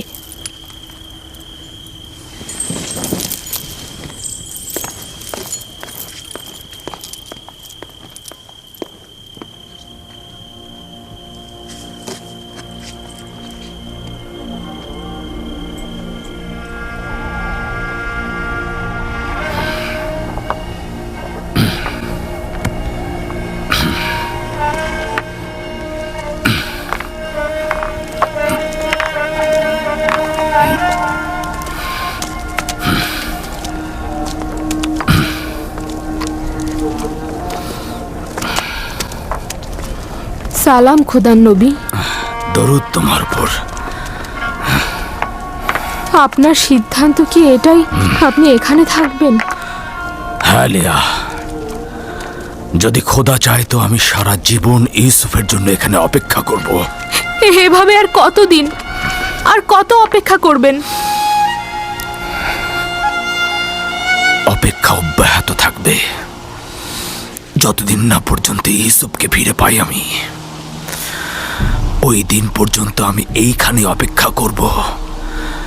ইউসুফকে নিয়ে অতীতের স্মৃতি রোমন্থন করব, আর ভবিষ্যতের স্বপ্ন বুনে যাব। খাবারের সময় হয়ে গেছে, এবার তো খেয়ে নিন। হ্যাঁ, আসছি। বেনিয়ামিন, এসো পুত্র আমার।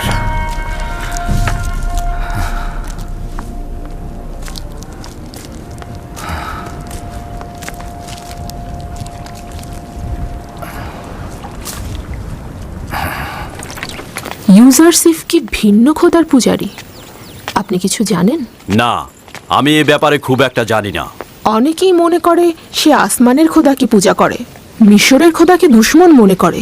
একজন বালক এসব ব্যাপারে কি এমন জানতে পারে? তাকে যেভাবে শেখানো হবে সে ঠিক সেইভাবেই চিন্তা করবে। আর এখন তো আমি আর তুমি আছি, আমরাই ঠিক করব যে সে কার ইবাদত করবে আর কার ইবাদত করবে না। যদি চাও তার সঙ্গে আমুন খোদা নিয়ে কথা বলো, আর মন্দিরে যাবার সময় তাকে সঙ্গে করে নিয়ে যাও, আর এতে করে ও মিশরের আইন ও আমুন সম্পর্কে জানতে পারবে।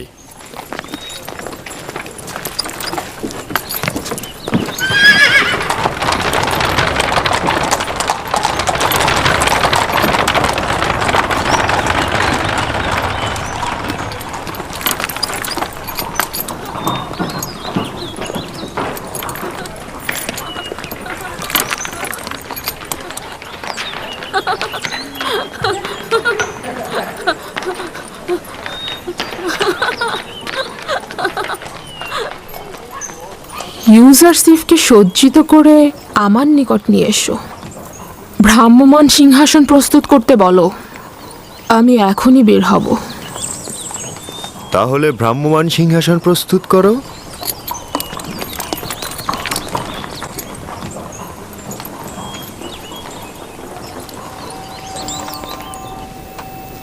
সব সময় এমন সাজসজ্জা করে পরিপাটি হয়ে থাকবে।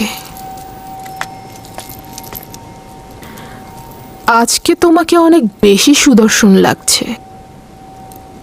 মনে হচ্ছে তুমি তোমার বয়সের তুলনায় অধিক বড় হয়ে গেছো। আপনি কি মনে করেন জনাব হানিফার? বিশ্বাস করতে কষ্ট হয় যে ওর বয়স 11 বছর। আজকে তোমাকে আমি ত্যাবর ও আমুনের মন্দিরের সঙ্গে পরিচয় করিয়ে দেব। কি যাবে তো? অবশ্যই যাব। আমি তো আমন মন্দিরের আইন কানুন জানতে খুবই আগ্রহী। তাহলে এসো আমার সঙ্গে।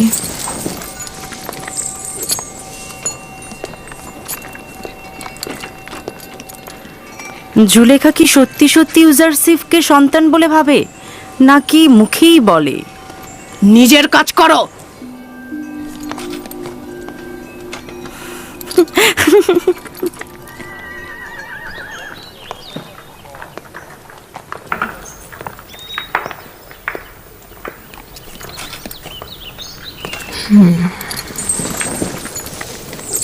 ইউজারসিফ, উঠে এসো।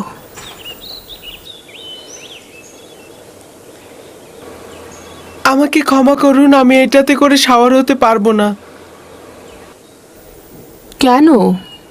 ভ্রাম্যমান সিংহাসন কি পছন্দ করো না? আমি কারো কাঁধে শাওয়ার হওয়া পছন্দ করি না।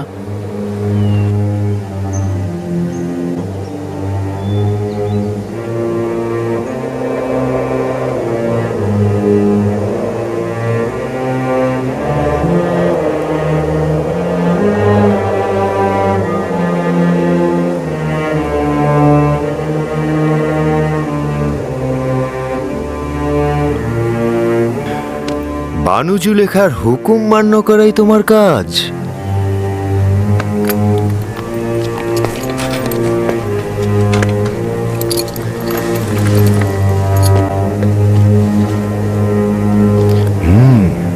রওনা হও।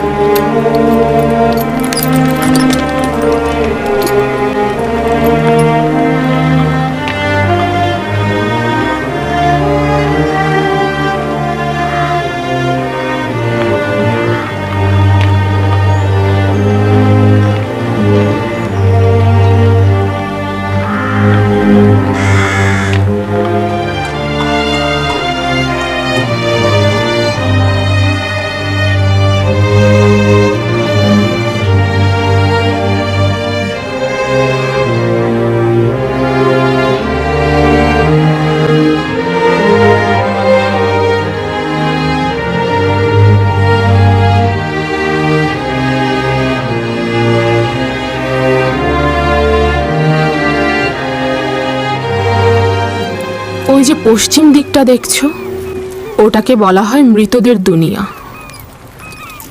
মিশরের মৃত ব্যক্তিদের মমি করে নীলনদের পশ্চিমে সমাধি করা হয়। ওটা এক আজব দুনিয়া।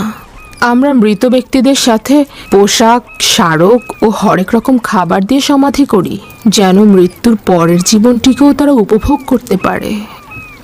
বিশেষ ব্যক্তিদের বেলায় অনেক সময় খেদমতদারকেও সঙ্গে দেয়া হয়ে থাকে। তার মানে দেহটা পচে যাওয়ার পরে এগুলো সবকিছু তারা করতে পারে? জানতাম যে তুমি এই প্রশ্নটা করবে। সাধারণ দাফনের ক্ষেত্রে দেহ পচে যায়, মমি করে রাখলে দেহ অক্ষত থাকে, এবং মিশরের মানুষ এটা বিশ্বাস করে যে মমি করা দেহে আত্মা পুনরায় প্রবেশ করে এবং সে আবার জীবিত হয়ে ওঠে। এই সময় সে সঙ্গে করে যা নিয়ে যায় মৃতদের দুনিয়ায় সে তা ব্যবহার করতে পারে। কবর ভেদ করে মৃত ব্যক্তিদের বের করে আনা যায় না। বাহিরের জিন্দেগির থেকে ভেতরের জিন্দেগিটাই অনেক ভালো। আমি তা জানি না, আমার তা জানা নেই।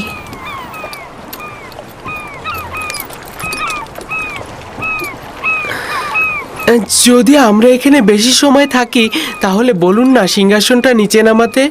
তারা তো ক্লান্ত হয়ে গেছে, তাই না? না, এখনই রওনা হব। তারা অভ্যস্ত, এটা নিয়ে চিন্তিত হবার কিছু নেই। মন্দিরে চলো।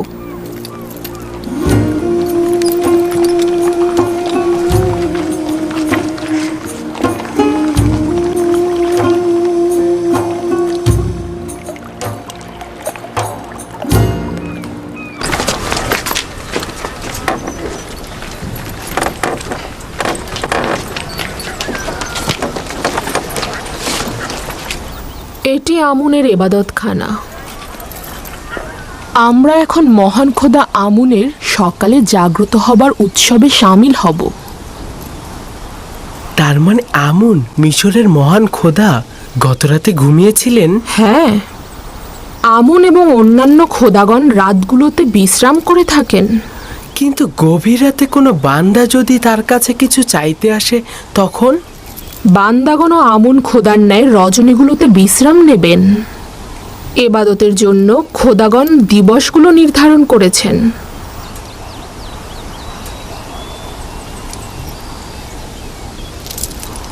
ভেতরে চলো।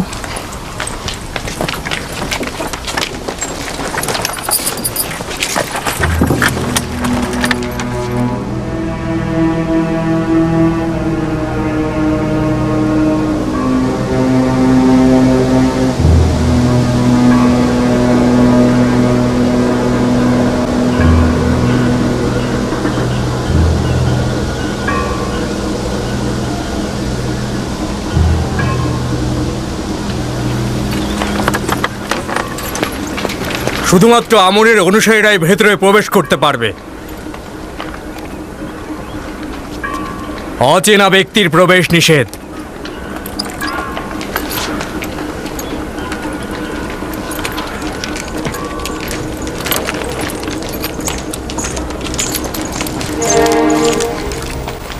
সকল খাদেমগণ পূর্বেই নিজেদেরকে নীল নদে পবিত্র করে নিয়েছেন। তারা একেবারে এবাদতখানার অভ্যন্তরে প্রবেশ করতে পারেন। খাদেমগণ ব্যতীত কারোই হক নেই এবাদতখানার একেবারে অভ্যন্তরে প্রবেশ করা।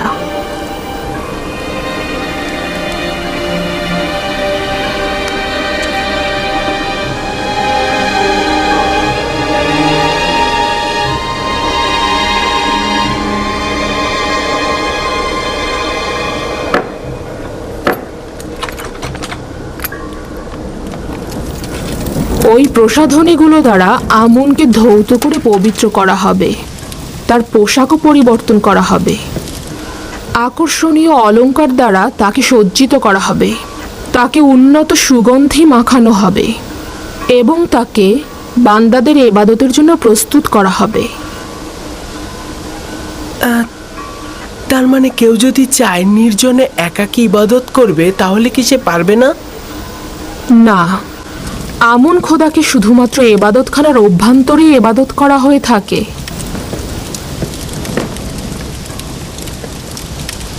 কিন্তু আমি তো শুনেছি খোদাবান সর্বত্র রয়েছে।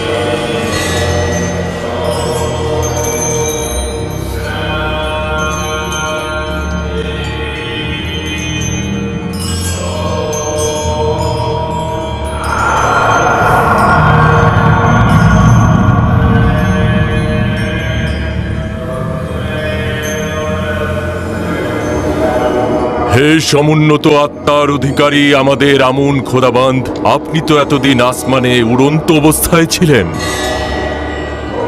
এখন বস্তুবাদী দুনিয়ায় উত্তম হবে নিজেকে জমিনের বুকে নিয়ে আসুন, যেন আপনি আপনার বান্দাদের এবং ইবাদতকারীদের ওপর বিস্তার ঘটাতে পারেন। হে মহান আমুন, আপনি আবির্ভূত হন, আবির্ভূত হন। হে শক্তিশালী মহান আমুন খোদা, পরম প্রশান্তির বিশ্রাম ভেঙে আবির্ভূত হন।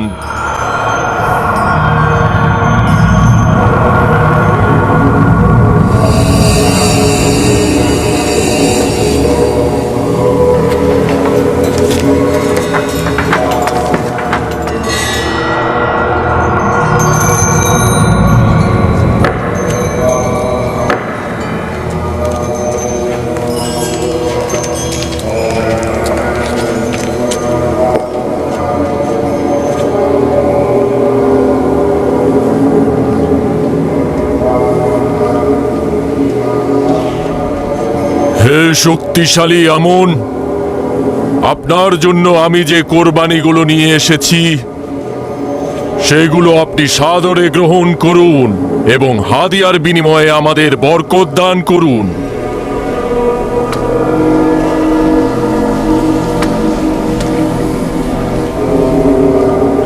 এখন এগুলো পুরোহিত ও জনগণের মাঝে বন্টন করে দাও। যাও।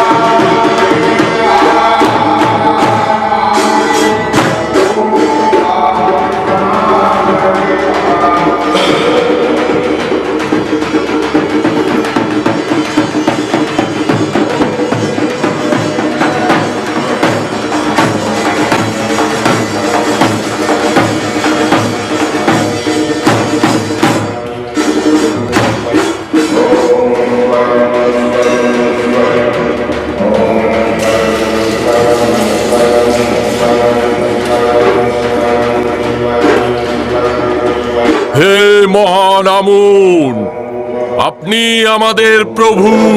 হে মহান আমুন, আপনি আমাদের প্রভু। দেখেছো আমুনকে কত সাজানো হয়েছে, তাকে কত সুদর্শন লাগছে।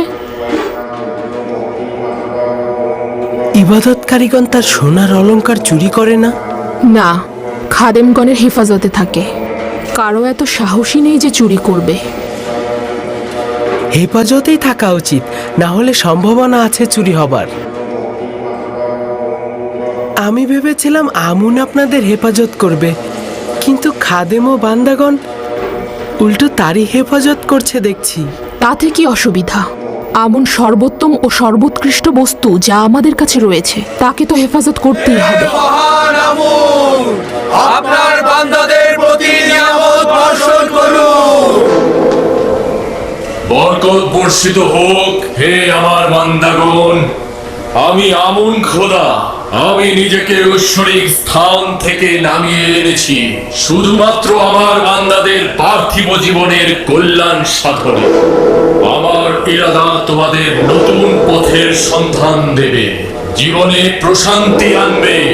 আমার সন্তুষ্টি তোমাদের মঙ্গল। আমুন খোদার ইবাদত করো, প্রস্থান করো আর তালাশ করো।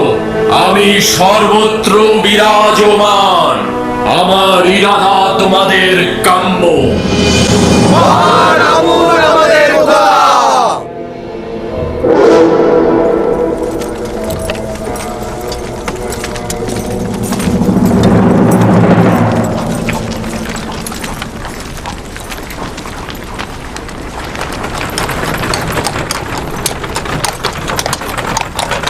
আমাকে ক্ষমা করবেন, ওখানে কি আমুন কথা বলছিল? তুমি কি দেখোনি? না, দেখেছি, কিন্তু একটা পাথর কি করে কথা বলতে পারে? আমুন পাথরের নয়, সে রুহের অধিকারী। সে একটি মূর্তির আকৃতিতে রয়েছে। আমাকে ক্ষমা করবেন। আমুন এমন এক খোদা যে চাহিদার ঊর্ধ্বে। কিন্তু আমি তো তার আজকে অনেক রকম প্রয়োজন দেখেছি। তাকে সাজসজ্জা করানোর জন্য অনেক রকম অলংকারের প্রয়োজন তার। সে নড়াচড়া করার জন্য খাদিমগণের উপরে নির্ভরশীল। তার মানে তার নিজের চলাফেরা করার জন্য অন্যের সাহায্যের প্রয়োজন হয়। তার নিজের জন্য বাসস্থান, নারী, সন্তান আরো অনেক কিছুর প্রয়োজন হয়। তার মানে আমরা যে পথ চলি, নিজেদেরকে সজ্জিত ও পবিত্র করে রাখি, তার জন্য আমুনের কোনো দরকার নেই, কোনো প্রয়োজন নেই। আছে। তার সামনে আমি অসহায় অনুভব করছিলাম। সে শুধু বাইরে থেকেই একজন বালক। সে আমাকে যথাযথ প্রশ্ন করেছে, কিন্তু আমি তার সঠিক উত্তর দিতে পারিনি। অসংখ্য প্রশ্নের জবাব আমার নিজের জন্যই সন্তুষ্টির ছিল না। তার প্রখর বুদ্ধি রয়েছে। চিন্তিত হও না, আমি তাকে আমনের এবাদতখানায় নিয়ে যাব এবং সকল কিছু বুঝিয়ে দেব।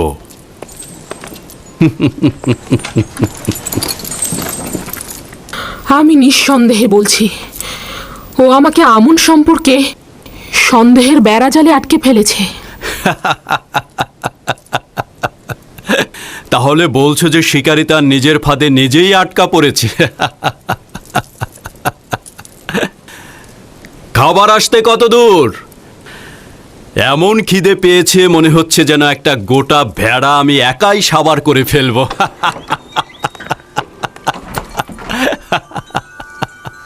খাবার প্রস্তুত আলী জনাব।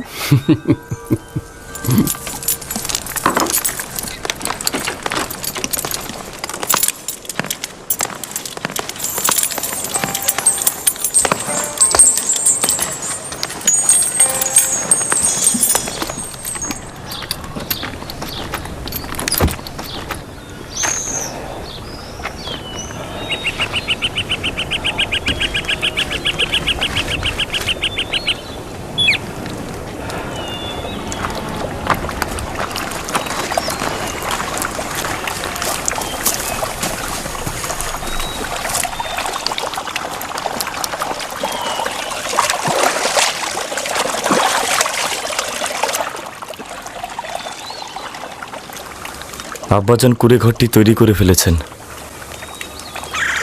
এত কাজ তিনি একা একা করলেন, আমাদের সাহায্য নিলেন না।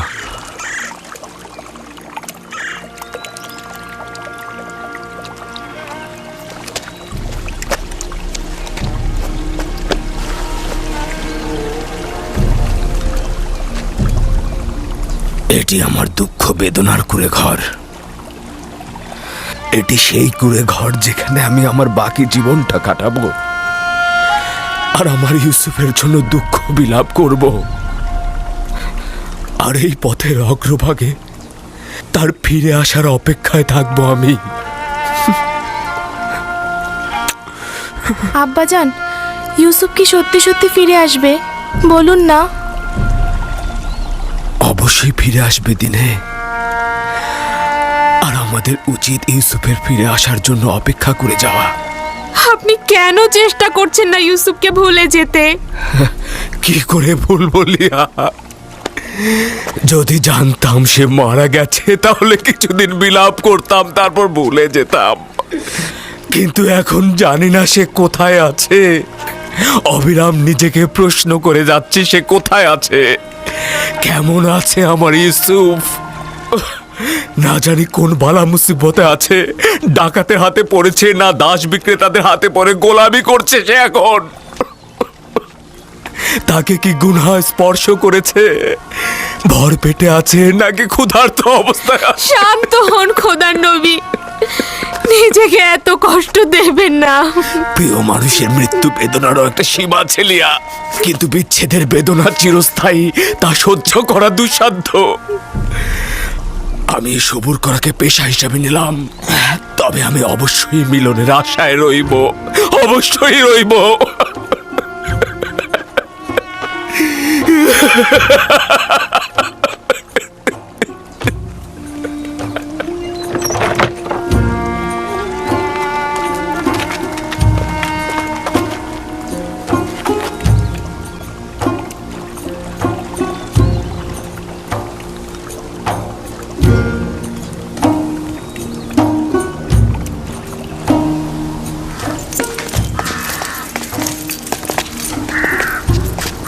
আমার টমটম প্রস্তুত করো। ইউজারশিপকে আপনার সাথে নিয়ে যাওয়া কি উচিত হবে? হ্যাঁ, উচিত হবে।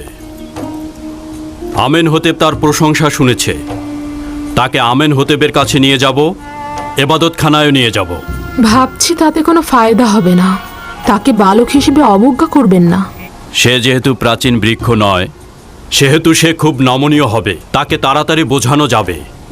তাকে আমি বুঝিয়ে দেব মিশরের আইন কানুন ও পবিত্রতা। তুমি কোনো চিন্তা করো না।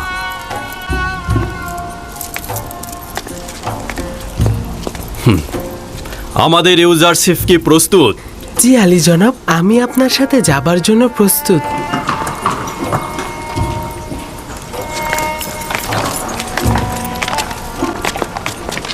ইউজারশিপ, এই গাড়িগুলো বিপজ্জনক, নিজের হেফাজত করো। আপনি চিন্তা করবেন না, দুর্ঘটনা ঘটবে না, চিন্তা করো না।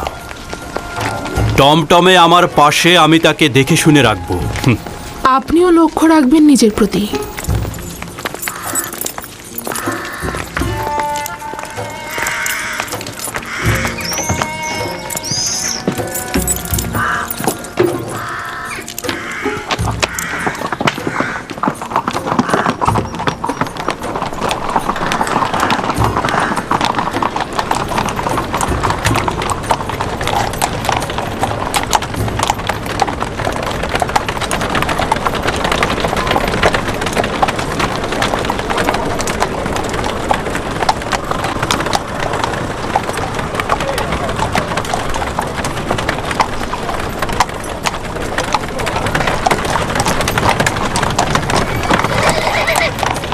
আমুনের নিজের সৈন্যদল মুষ্টিমেয়, কিন্তু তারা গোলযোগ সৃষ্টিতেই ব্যস্ত। এই গুদামগুলো আমুনের এবাদতখানার মালিকানাধীন। প্রতি বছর মিশরের খাদ্যশস্যের বিরাট একটি অংশ এখানে জমা হয়।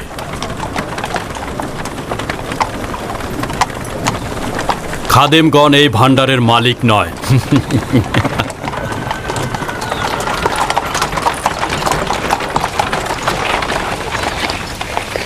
ওই বাগানে যে নারীগুলো দেখতে পাচ্ছ তারা সবাই আমুনের অধিকারী। নীল নদের তীরে ভেড়ার পাল দেখেছিলাম, সেগুলো কি আমুনের মালিকানাধীন? ওই যেগুলো একটু মোটা তাজা সেগুলো আমুনকে উৎসর্গ করা হয়। এত সব কিছুর প্রয়োজন কি আমুনের নাকি ইবাদতখানার খাদেমগণদের? আমার তো মনে হয় আমুনের নাম করে খাদেমগণ এগুলো ভোগ করে থাকে।